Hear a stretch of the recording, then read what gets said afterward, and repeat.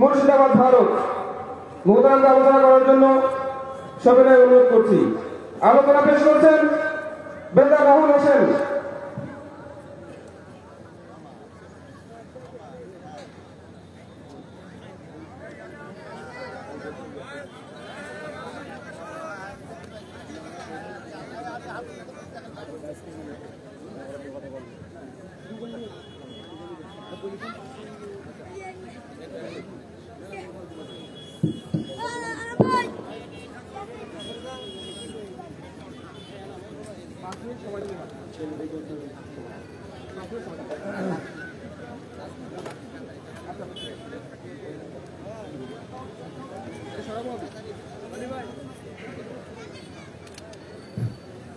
السلام عليكم ورحمة الله وبركاته.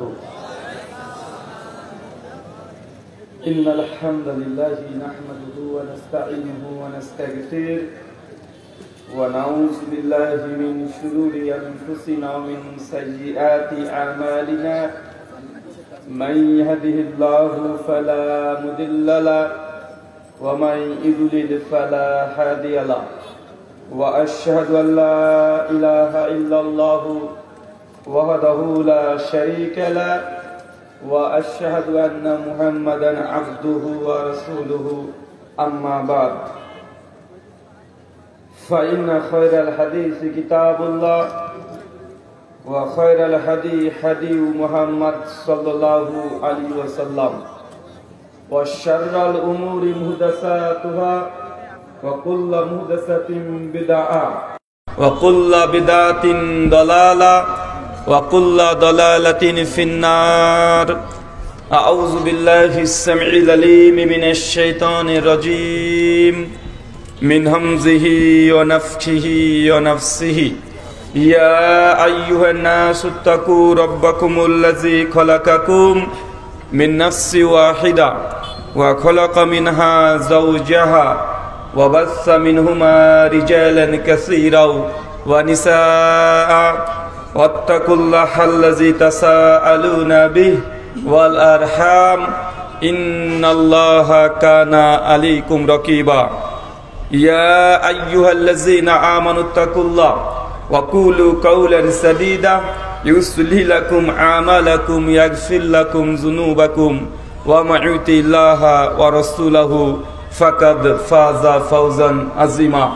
قال رب اشرح لي صدري ويسر لي أمري واحلل عقدة من لساني يفقهوا قولي ربي زدني علما وزدني فهما. সমস্ত প্রশংসা সেই মহান সত্তা আল্লাহ সুবহানাহু ওয়া তাআলার জন্য, যিনি আমাদের সৃষ্টি করেছেন। শুধু সৃষ্টি করেননি, এই পৃথিবীতে সহস্র কোটি মাখলুকাত সৃষ্টি করার পরেও যিনি আমাদের এই মানব জাতিকে সর্বশ্রেষ্ঠ জাতি, সর্বশ্রেষ্ঠ মাখলুকাত এবং সর্বশ্রেষ্ঠ নবী মুহাম্মদে আরবি সাল্লাল্লাহু আলাইহি ওয়াসাল্লামের উম্মত হিসেবে প্রেরণ করেছেন, সেই মহান সত্তা আল্লাহ সুবহানাহু ওয়া তাআলার সংক্ষিপ্ত শুকরে সুজুদ আদায় করি তার নিজেরই শেখানো ভাষা দিয়ে। সকলে এক বাক্যে পড়ি আলহামদুলিল্লাহ। ঈদগাছা আহলে হাদিস জাই মসজিদের উন্নতি কল্প এবং পরিচালনায় আজ 4 ফেব্রুয়ারি 2025 মঙ্গলবার আজমুশান ইসলামী আলোচনা সভা। আজকের এই আলোচনা সভাটিকে সফল করার জন্য যারা সার্বিক দিক থেকে সাহায্য এবং সহযোগিতা করেছেন তাদের প্রত্যেকের নাম স্বতন্ত্রভাবে নিয়ে শুকরিয়া আদায় করা সম্ভব নয়। তারপরেও আজকের এই চলন্ত সভার সভাপতি সাহেব, সহসভাপতি, অতিথি এবং বিশেষ অতিথি সহ দূর দূরান্ত থেকে যেসব দিনী ভাই এবং বোনের আলোচনা শ্রবণের উদ্দেশ্যে একত্রিত হয়েছেন, পাশাপাশি যারা অর্থ, শ্রম, মেধা, অক্লান্ত পরিশ্রম, দোয়া এবং পরামর্শ দিয়ে সহযোগিতা করেছেন, আল্লাহ সুবহানাহু ওয়া তাআলা তুমি তাদের প্রত্যেকের নেক নিয়াত এবং নেক আমলগুলোকে কবুল করে নাও। সকলে পড়ি আমিন। মহান সত্তা আল্লাহ সুবহানাহু ওয়া তাআলার কাছে দোয়া, এই প্রার্থনা আল্লাহ সুবহানাহু ওয়া তাআলা, আমরা মানুষ, আমরা কম বেশি ছোট বড় ভুল ত্রুটি বিচ্যুতি গুনাহ পাপ অন্যায় করে থাকি। আজকের এই আলোচনা সভার উসিলায় আমাদের পেছনের ছোট ছোট গুনাহগুলোকে তুমি ক্ষমা করে দাও, সকলে পড়ি আমিন। সম্মানিত সুধী, বাদ মাগরিব থেকেই বিভিন্ন আলোচক তারা পবিত্র কোরআনুল কারীম এবং হাদিসে মুবারাকা থেকে অনেক গুরুত্বপূর্ণ আলোচনা আপনাদের সামনে পেশ করেছেন। আজকের এই আলোচনা সভার অন্তিম লগ্নে আপনাদের সামনে উপস্থিত হয়েছি, মধ্যম লগ্নে আপনাদের সামনে উপস্থিত হয়েছি নির্দিষ্ট একটি বিষয়ের উপরে কোরআনুল কারীম এবং হাদিসে মুবারাকা থেকে আলোকপাত করার উদ্দেশ্যে। আর আমার পরেও আজকে শেখ মুজাফফর বিন মাহসিন হাফেজাহুল্লাহ উনি রাস্তাতে আছেন, তিনি খুব শীঘ্রই চলে আসবেন। আপনারা থাকবেন না চলে যাবেন? কে কে চলে যাবেন হাত দেখি। হ্যাঁ, কে যাবেন না তো? মানে যা আছেন সব বসে থাকবেন, প্রস্রাব ফিরতে যাবেন না তো? বললেন যে যাব না, মানে একবারে চলে যাবেন না, এটাই তো বুঝাচ্ছেন নাকি? মানে প্রস্রাব পায়খানা যদি ফেরার প্রয়োজন হয় তবে যাব, বিড়ি খেতে হলেও যাব, কিন্তু গিয়ে আবার চলে আসবো, তাই তো? আচ্ছা, তাই হোক। আমাদের পরেও শেখ মুজাফফর বিন মাহসিন হাফেজাহুল্লাহ তিনি আসবেন, আলোচনা করবেন। আজকে যে বিষয়ে গুরুত্বপূর্ণ আলোচনা হবে, আলোচ্য বিষয় যে আমলে জান্নাতে ঘর পাওয়া যায়। কি বলেন তো, কি পাওয়া যায়? কে কে ঘর নিবেন হাত তোলেন। মাশাআল্লাহ, আল্লাহ তুমি কবুল করো, আমিন। ঘর প্রত্যেকে চাইতো? দুনিয়াতে একটা ঘর তৈরি করতে হলে কষ্ট পরিশ্রম করতে হয় কি হয় না? আপনি জীবনে নিজের একটা সুন্দর অট্টালিকা, একটা বাড়ি তৈরি করার যে স্বপ্ন দেখেন, এই স্বপ্নকে পূরণ করতে হলে প্রতিদিন আপনাকে শ্রম তথা আপনি যে পরিশ্রম করছেন, এই পরিশ্রম দেওয়া লাগে কি লাগে না? লাগে। অনেক মানুষের উদ্দেশ্য যে না, এই দুনিয়াতে সুন্দর একটা ঘর তৈরি করব, একতলা হোক, দুইতলা হোক, চারতলা হোক। আর এই স্বপ্নকে বাস্তবায়ন করার জন্যই প্রতিদিন সে ফজরের সালাত পড়ুক চাই না পড়ুক, সে দেখবেন বাড়ি থেকে বের হয়ে চলে যাচ্ছে বিজনেস ব্যবসার উদ্দেশ্যে। মানুষটা খুব খিটখিটে মেজাজি, বাড়িতে তার স্ত্রী একটা কথা বলে সহ্য করে না, ছেলে একটা কথা বলে সহ্য করে না, প্রতিবেশী একটা কথা বলে সহ্য করে না। কিন্তু যখন দোকানে যায়, যখন সে ব্যবসায়িক, একটা জিনিসের দাম দেখা যায়, একটা কাপড়ের ব্যবসায়িক, সে জিনিসটার দাম আছে 700 টাকা, কাস্টমার বলছে যে 300 টাকা হলে দেন, নলে নেব না। ভেতর রাগ হচ্ছে, তারপরেও সে মানুষটা তার সঙ্গে ভালো আচরণ করে কি করে না? কারণ সে কাস্টমার, তার কাছে যদি যৎসামান্য এই মালটাকে বিক্রি করে দিতে পারি, কিছু আমার অর্থ উপার্জন হবে, কিছু লাভ্যাংশ হবে, যার ফলে আপনার যে স্বপ্নের যে বাড়ি, আপনি স্বপ্নের বাড়ি তৈরি করতে পারবেন, ঘর তৈরি করতে পারবেন। প্রত্যেক মানুষের এই চাহিদা আছে না নাই? সবার এই চাহিদা আছে। তার জন্য দুনিয়াতে আপনি 20 বছর 30 বছর সময় ব্যয় করছেন সুন্দর একটা অট্টালিকা পাওয়ার জন্য, জীবন তো ক্ষণস্থায়ী। এই বাড়িঘর তৈরি করলেন, আপনি যে বাড়িঘরে বাস করতে পারবেন, ভাই এর কোনো গ্যারান্টি আছে? কোনো গ্যারান্টি নেই। চলে যেতে হবে একদিন সবাইকে, কেউ থাকবে না, সবাই চলে যাবে। নবী রাসূল তারাও থাকে নাই। 1400 বছর হয়ে গেল আমাদের নবী আলাইহিস সালাম দুনিয়া থেকে চলে যাওয়ার। পৃথিবীর শ্রেষ্ঠ মানুষ যদি শুধু পৃথিবীর শ্রেষ্ঠ মানুষ নয়, ইবনে আব্বাস রাদিয়াল্লাহু আনহু বলছেন তাফসীরে কুরতুবীর মধ্যে সূরা বনী ইসরাঈলের 70 নম্বর আয়াতে তাফসীর করতে গিয়ে, সৃষ্টি জগতে সব চাইতে যা সৃষ্টি দেখছেন সব চাইতে শ্রেষ্ঠ সৃষ্টির নাম কি? কি নাম? মুহাম্মদ সাল্লাল্লাহু আলাইহি সাল্লাম সৃষ্টির মধ্যে সব চাইতে শ্রেষ্ঠ ব্যক্তি। শুধু মানুষের মধ্যে নয়, জিন, ফেরেশতা, আসমান, জমিন, পাহাড়, পর্বত যা আছে সবকিছুর চাইতে সর্বশ্রেষ্ঠ ব্যক্তির নাম কি? আল্লাহ নবী আলাইহিস সালাম, তিনিও দুনিয়া থেকে চলে গেছেন, দুনিয়াতে কেউ থাকবে না। অতএব আমরা এই দুনিয়াতে এসেছি যৎসামান্য কিছু দিনের জন্য, নিজেদের মধ্যে কোনো সংশয় বৃদ্ধি করার জন্য নয়। আমরা দুনিয়াতে সামান্য সময় পেয়েছি, এই সামান্য সময় যেন পরকালে আল্লাহ সুবহানাহু ওয়া তাআলা যে জান্নাত আমাদের দেবেন, ওই জান্নাতে একটা ঘর কনফার্ম করার জন্য পৃথিবীতে আমাদের আশা। আল্লাহ সুবহানাহু ওয়া তাআলা আমাদের এই আশা তুমি পূরণ করো, সকলে বলি আমিন। সুনান তিরমিজি 3540 নম্বর হাদিস, আল্লাহ নবী বলছেন আমার উম্মতের গড় বয়স 60 থেকে 70 বছর। চাচা কত বছর?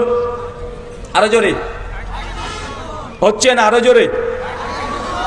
তার মানে উম্মতের গড় বয়স 60 থেকে 70 বছর। এই 60 থেকে 70 বছর এই দুনিয়াতে আমরা সময় পাবো। কেউ একটু বেশি বাঁচতে পারে, কেউ একটু কম বাঁচতে পারে, তবে আমাদের অ্যাভারেজ গড় বয়স 60 থেকে 70 বছর। জামে তিরমিজি হাদিস না 2417 সনদ হাসান। আল্লাহ নবী বলছেন কিয়ামতের মাঠে প্রত্যেক আদম সন্তানকে 5খানা প্রশ্ন করা হবে। কয়টা? 5খানা প্রশ্ন করা হবে। 5খানা প্রশ্নের মধ্যে প্রথম প্রশ্ন করা হবে আন উমুরহি, হে বান্দা, তোমাকে যে 60 বছর সময় দিয়েছি, তোমাকে যে দুনিয়াতে 30 বছর সময় দিয়েছি, তোমাকে 40 বছর সময় দিয়েছি, তোমাকে 22 বছর সময় দিয়েছি, এই সময়টা দুনিয়াতে তুমি কোন কাজে ব্যবহার করেছো? আজকে তোমাকে কড়াই গন্ডায় আমার কাছে হিসাব বুঝিয়ে দিতে হবে। কেন? সময় কি আপনার বাবার তৈরি না আল্লাহর তৈরি? এই সময়ের হিসাব দেওয়া লাগবে কি লাগবে না? এই সময়ের হিসাব দেওয়া লাগবে। কেউ যদি 20 বছর হায়াত পায়, কিয়ামতের মাঠে 20 বছরের হিসাব আপনাকে দেওয়াই লাগবে। তারপরে কিয়ামতের মাঠে একটা ধাপ আপনি সামনে ফেলতে পারবেন, নচেত সামনে ধাপ ফেলা যাবে না। তার মানে বুঝলাম আমাদের কিয়ামতের মাঠে প্রথম যে হিসাব হবে আমাদের সময়, টাইম, কোন কাজে ব্যবহার করেছি। বলেন আপনারা কোন কাজে ব্যবহার করেছেন? জি, আজকে তো ভালো কাজে ব্যবহার করছি। এখন ফেরেশতা আসুক না, হিসাব দিয়ে দেবো। যে আমরা ওয়াজ শুনছি, আলোচনা শুনছি, তাই না? এই সময়টা তো ভালো। কিন্তু আপনাকে যদি বলা হয় যে ভাইজান গত 3 দিন মানে টোটালি 72 ঘন্টা আপনার সময়টা কোন খাতে ব্যবহার করেছেন, প্রকাশ করতে পারবেন? যদি আপনাকে বলা হয় গত 3টা দিন আপনার সঙ্গে গোপন সিক্রেট ক্যামেরা লাগানো ছিল, এই 3টা দিন আপনি কোথায় গিয়েছেন, কোথায় উঠেছেন, বসেছেন, কার সঙ্গে কি কথা বলেছেন, কার সঙ্গে মেসেঞ্জারে চ্যাট করেছেন, কোথায় কি করেছেন, সবকিছু একদম ক্যামেরাতে রেকর্ড করা আছে। আর এই 3 দিনের আপনার জীবনী আজকে জনসম্মুখে মানুষের সামনে আমরা ভিডিও স্যাটেলাইটের মাধ্যমে দেখাতে চাই। কেউ রাজি হবেন?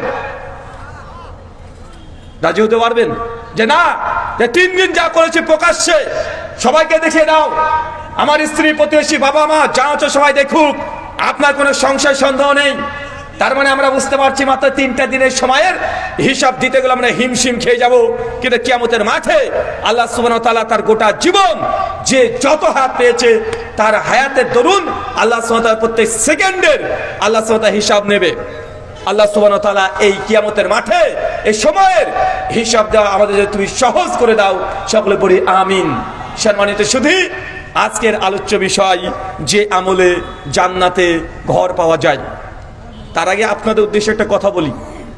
সূরা জুমার সূরা নম্বর 39 আয়াত নাম্বার 18 আল্লাহ সুবহানাহু ওয়া তাআলা বলছেন আল্লাযীনা ইয়াসতামিউনাল কওল ফায়াত্তাবিউনা আহসানা উলাইকাল্লাযীনা হাদাহুমুল্লাহ উলাইকা হুম উলুল আলবাব।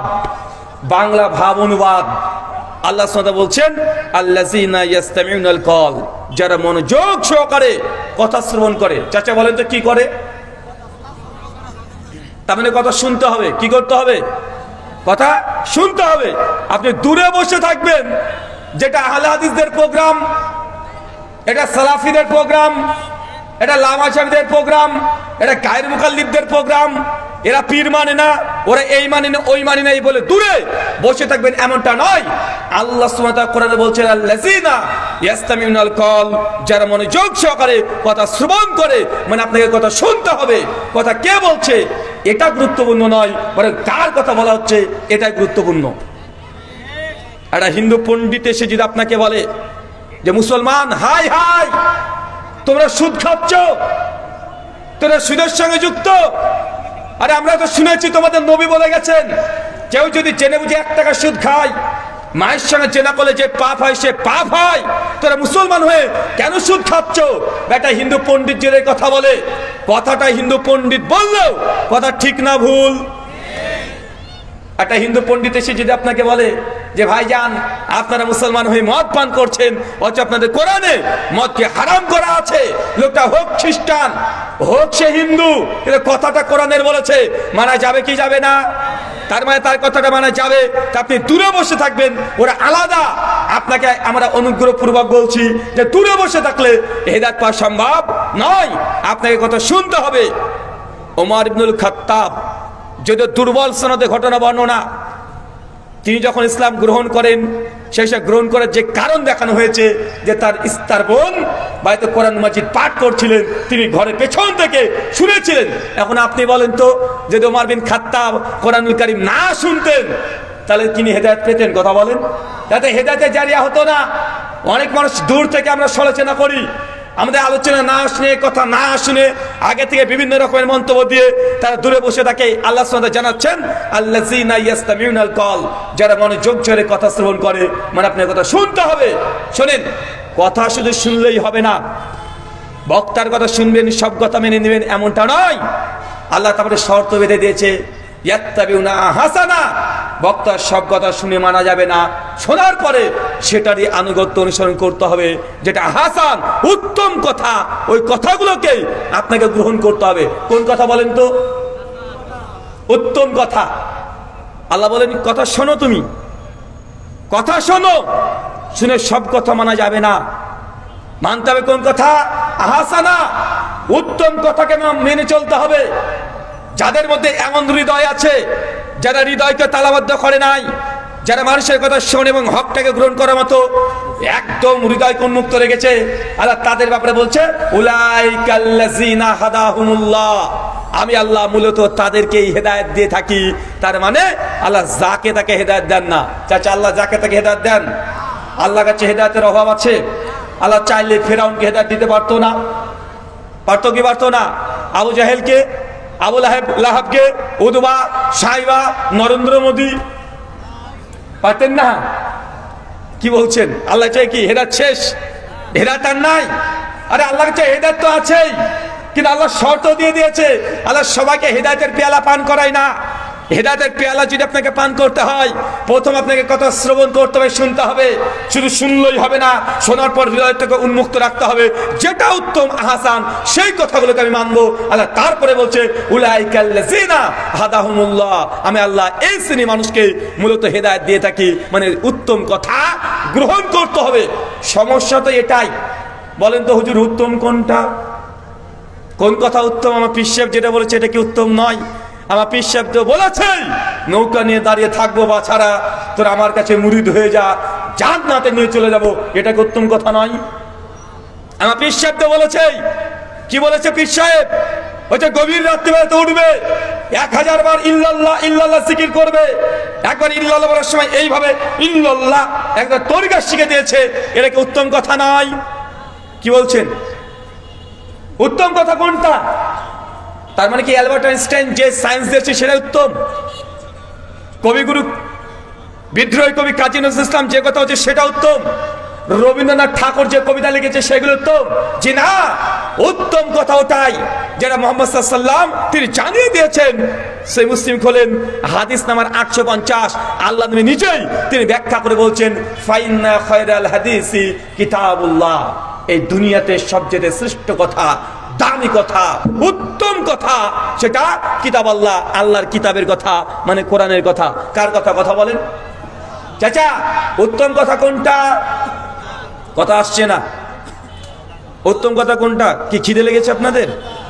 খিদা পেয়েছে তো গলা জোর করে ভাই। আপনারা সাতক্ষীরার মানুষ না? আপনারা তো ওই যে চিংড়ি মাছ খাওয়ার মানুষ, গলদা চিংড়ি না? মানে রাস্তাতে যখন আসলাম দেখছি দুই চতুর্পাশে চিংড়ি, মানে মাঠ ঘাটে ধান গম এইসব মানুষ অন্য জায়গাতে তৈরি করে, আপনারা আবার মাঠের মধ্যে থেকে চিংড়ি মাছ তৈরি করেন। তা আপনাদের তো মানে বেশি শক্তি থাকার কথা, কিন্তু আপনাদের মানে দেখে মনে হচ্ছে যে আপনাদের রাগ করছেন আমাকে দেখে। রাগ হচ্ছে কি আমাকে দেখে? রাগ হচ্ছে চাচা? ভাল লাগে না আমাকে? তাহলে মানে চেহারার মধ্যে উজ্জ্বলতা নেই না? কেউ মারা গেছে এলাকাতে? কেউ মারা গেছে? আমার সঙ্গে কথা বলেন একটু। উত্তম কথা কোনটা? আল্লাহর কথা। কে বলছে এটা? আমি? জি না, নবী বলছেন, ফাইন্না খায়রাল হাদিসি কিতাবুল্লাহ, সবচাইতে উত্তম কথা হচ্ছে আল্লাহর কোরআনের কথা। ওয়া খায়রাল হাদি হাদি মুহাম্মদ সাল্লাল্লাহু আলাইহি ওয়াসাল্লাম, আর সবচাইতে দ্বিতীয় কারো যদি উত্তম কথা হয়ে থাকে সেটা মুহাম্মদ সাল্লাল্লাহু আলাইহি ওয়াসাল্লামের কথা। তার মানে বোঝা গেল আমি বক্তা, আমার ব্যক্তিগত কোনো কথা এটা উত্তম নয়। আমার কথা যদি আল্লাহর কোরআনের সঙ্গে মেলে, যদি নবীর হাদিসের সঙ্গে মেলে, তবেই সেটা উত্তম হবে। আর আল্লাহ এটাই বলছে, মানে আত্তাবিউনা আহসানা, অনুসরণ করো উত্তম কথার, ভালো কথার, মানে পরোক্ষভাবে কোরআন আর হাদিসের কথাই আপনাকে মানতে হবে। বক্তার অনেক কথা আপনার ভালো লাগতে পারে, মন জয় করে ফেলতে পারে, কিন্তু বক্তার ব্যক্তিগত কোনো কথা এটা আনুগত্য অনুসরণ করার জন্য আপনি বাধ্য নয়। দেখেন জামে তিরমিজি হাদিস নাম্বার 2826, আল্লাহর নবী আলাইহিস সালাম বলছেন, আফজালুজ যিকরি লা ইলাহা ইল্লাল্লাহ, সবচাইতে দুনিয়াতে শ্রেষ্ঠ জিকির লা ইলাহা ইল্লাল্লাহ। এই জিকির এটা উত্তম। আপনার পিশাব যতই বলুক না কেন, বাবা তুমি ইল্লাল্লাহ জিকির করবা, তাহলে তোমাকে নৌকাতে করে পার করে দেব, এটা উত্তম কথা নয়। কষ্ট পেয়েছেন তো? আমাদের সমাজে কোন জিকির চলে? আল্লাহ নবী ডাইরেক্ট বলছে সবচেয়ে উত্তম জিকির লা ইলাহা ইল্লাল্লাহ। মানুষ জিকির করছে ঠিক, কিন্তু নবীরটা না, পীরেরটা। কাটটা কাজ জিকির করছে, পীর যেটা দিয়েছে সেটা। এই উম্মতকে এখন আমরা বুঝাতে পারি নাই, এই মানুষ জাতিকে এখনো বুঝাতে পারি নাই যে ভাইজান আপনি দুনিয়াতে কালেমা পড়েছেন মুহাম্মদ সাল্লাল্লাহু আলাইহি ওয়াসাল্লামের, আপনি কালেমা শাহাদা পাঠ করেছেন আশহাদু আল্লা ইলাহা ইল্লাল্লাহ ওয়া আশহাদু আন্না মুহাম্মাদার রাসূলুল্লাহ, আপনি মুহাম্মদ সাল্লাল্লাহু আলাইহি ওয়াসাল্লামের কালেমা পড়েছেন, কিন্তু দিন নিচ্ছেন বিভিন্ন রকমের দল থেকে, বিভিন্ন রকমের মাযহাব থেকে, বিভিন্ন রকমের পীর বুজুর্গ, এদের কাছে আপনি ডাইরেক্ট বলছি উত্তম জিকির লা ইলাহা ইল্লাল্লাহ, কিন্তু আপনি ইল্লাল্লাহ জিকির নিয়ে মেতে আছেন। যখন আমরা বলছি এই জিকিরটাই করাই লাগবে, তখন আপনি আমাদের উপর রেগে যাচ্ছেন। ভাই আমি ডাকছি নবীর দিকে, আপনি পীরের দিকটা নিয়ে খুশি হয়ে বসে আছেন। কোন দিকে ডেকেছি? কার দিকে ডাকছি আমরা? আমি ব্যক্তিগত কিছু তৈরি করেছি? আমরা তো ডাকছি নবীর দিকে আসেন, আপনি চলেছেন উম্মতের দিকে।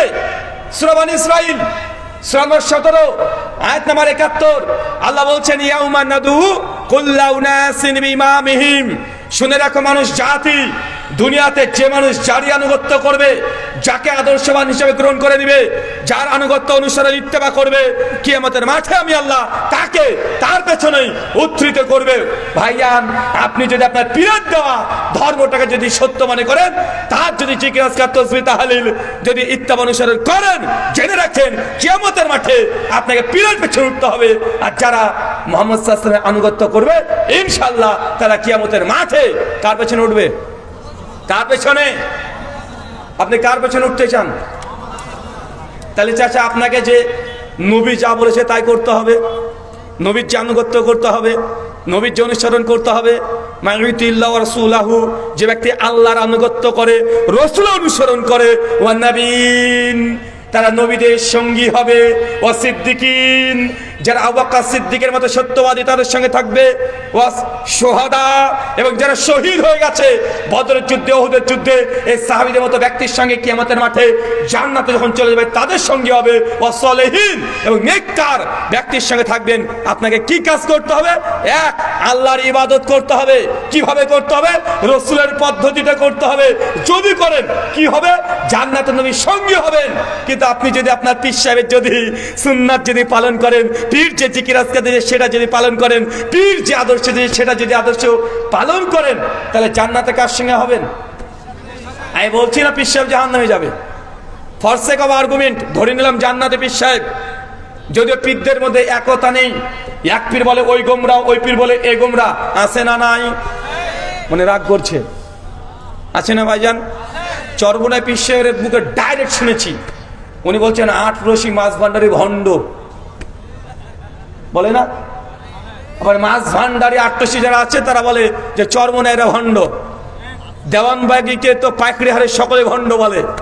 আপনাদের কুষ্টি আছে ন্যাংটা বাবা পীর, একে হাক্কানি কথা বলেন? ন্যাংটা বাবা একটা আছে না? চিন্তা করেন, মানুষ ন্যাংটার পুজো করে, ওর উপর মানে ওই যে মার্কাজ মানে খানকা, মানে খানকাতে মানুষ লাখ লাখ কোটি কোটি টাকা দান করে। কত জনে প্রত্যেক মাসে উঠে, কিছুদিন আগে নিউজে দেখাচ্ছিল যে মানে ওই বাক্স একদম পরিপূর্ণ হয়ে যায়, 1 মাস 2 মাস 3 মাস পর যদি বাক্সগুলো খোলে গোটা বাক্সতে টাকার টাকা। মা মুসলমান, তুই বুঝতে পারোনি তুই খানকাতে তুমি দান করছো, অথচ মসজিদের ছাদ তৈরি করার জন্য তোমার কাছে 100 টাকা চাইলে তুই 5 টাকা তুই বের করে দাও। মসজিদে যায় না, কিন্তু খানকাতে যাওয়ার জন্য বলতে হয় না, আগেই চলে যায়। আছে না, কথা বলেন? সাবধান, সতর্ক। আপনাকে আমার দিকে ডাকি নাই, আপনাকে বলছি না আমার পীর সাহেবের দিকে আসেন, আমি বলছি না যে অমুক ব্যক্তির দিকে আসেন। আমি আপনাকে জান্নাতে নবীর সঙ্গী বানাতে চাচ্ছি। আল্লাহ কোরআন নিসার 69 নম্বরে ডাইরেক্ট বলছে, যে নবীর আনুগত্য করবে, নবীর অনুসরণ করবে, সে জান্নাতে কার সঙ্গে হবে? ও নবীন, নবীদের সঙ্গী হবেন আপনি। মানে দুনিয়াতে নবীর অনুসরণ করবেন। নবী যা বলে গেছে, নামাজ, রোজা, হজ, যাকাত, দান, সাদকা, পরিবার, অর্থনীতি, সমাজনীতি, রাষ্ট্রনীতি সব যদি নবীর মতো সেম করেন, আপনি জান্নাতে নবীর সঙ্গী হবেন। কিন্তু দুনিয়াতে যদি আপনি অন্য কাউকে মেনে নেন, এ আমার ধর্ম পালন করার আদর্শ, যা বলেছে তাই করব, তো যদি সে লোকটা জান্নাতি হয়, তো জান্নাতে চাচা আপনি পীর সাহেবের সঙ্গে থাকবেন, নবীর সঙ্গে থাকতে পারবেন না। আমি বলছি না পীর সাহেব জাহান্নামী, বলছি না পীর জাহান্নামে চলে গেছে, এই কথা বলছি না। যদি জান্নাতে যায়ও, আর আপনি যদি পীরকে মেনে মেনে জান্নাতে যান, কার সঙ্গে থাকবেন? পীরের সঙ্গে। যে নবী সুন্নাত মানেন, কার সঙ্গে থাকবেন? নবীর সঙ্গে। এখন আপনারা সিদ্ধান্ত নেন যে আপনারা জান্নাতে গিয়ে নবীর যে ঘর পাবে, পাশে যদি আপনার বাড়ি হয়, মানে সরি আবু বকর রাদিয়াল্লাহু আনহুর বাড়ি, তার পাশে ওমর বিন খাত্তাবের বাড়ি, তার প্রতিবেশী, আপনি একটা ঘর পেয়ে গেছেন নবীকে ভালোবেসে, নবীর আনুগত্য অনুসরণ করে, সে জান্নাত কত সুন্দর হবে। যার প্রতিবেশী স্বয়ং নবী মুহাম্মদ সাল্লাল্লাহু আলাইহি সাল্লাম। আমরা চাই নবীর সঙ্গী হতে, চাই কি চাই না? তাহলে নবীর আদর্শকে গ্রহণ করতে হবে, নবীর আনুগত্য করতে হবে, কোনো প্রশ্ন আসবে না। খবরদার এই জবান থেকে, জিহ্বা থেকে এই শব্দ যেন বের না হয় যে ছোটখাটো সুন্নাত, এই সব নিয়ে আপনারা তো মাতামাতি করেন কেন? এই কথা জিহ্বা থেকে যেন বের না হয়। ছোটখাটো সুন্নাত মানে নবীর কোনো সুন্নাত ছোটখাটো বললে নবীকে অপমান করা হয়। নবীর সুন্নাত ছোটখাটো? নবী কোনো জিনিস ছোটখাটো যদি বলা হয়, ডিরেক্ট আল্লাহর প্রতি অভিযোগ চলে যাবে। আল্লাহকে এই সুন্নাত কি যে শরীয়ত দিয়েছে ছোটখাটো? ওয়ামা ইয়ান্তিকা আনিল হাওয়া ইন হুয়া ইল্লা ওয়াহয়ু ইউহা।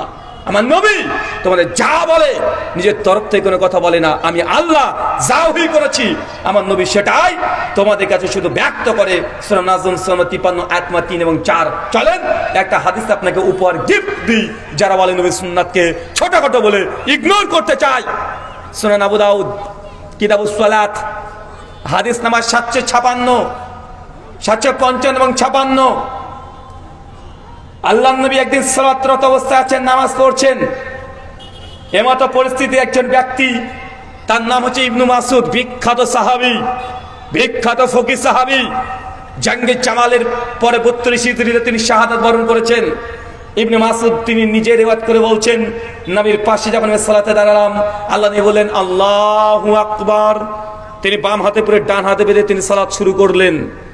ইবনে মাসউদ বলছেন আমিও আল্লাহু আকবার বলে হাত বাঁধলাম।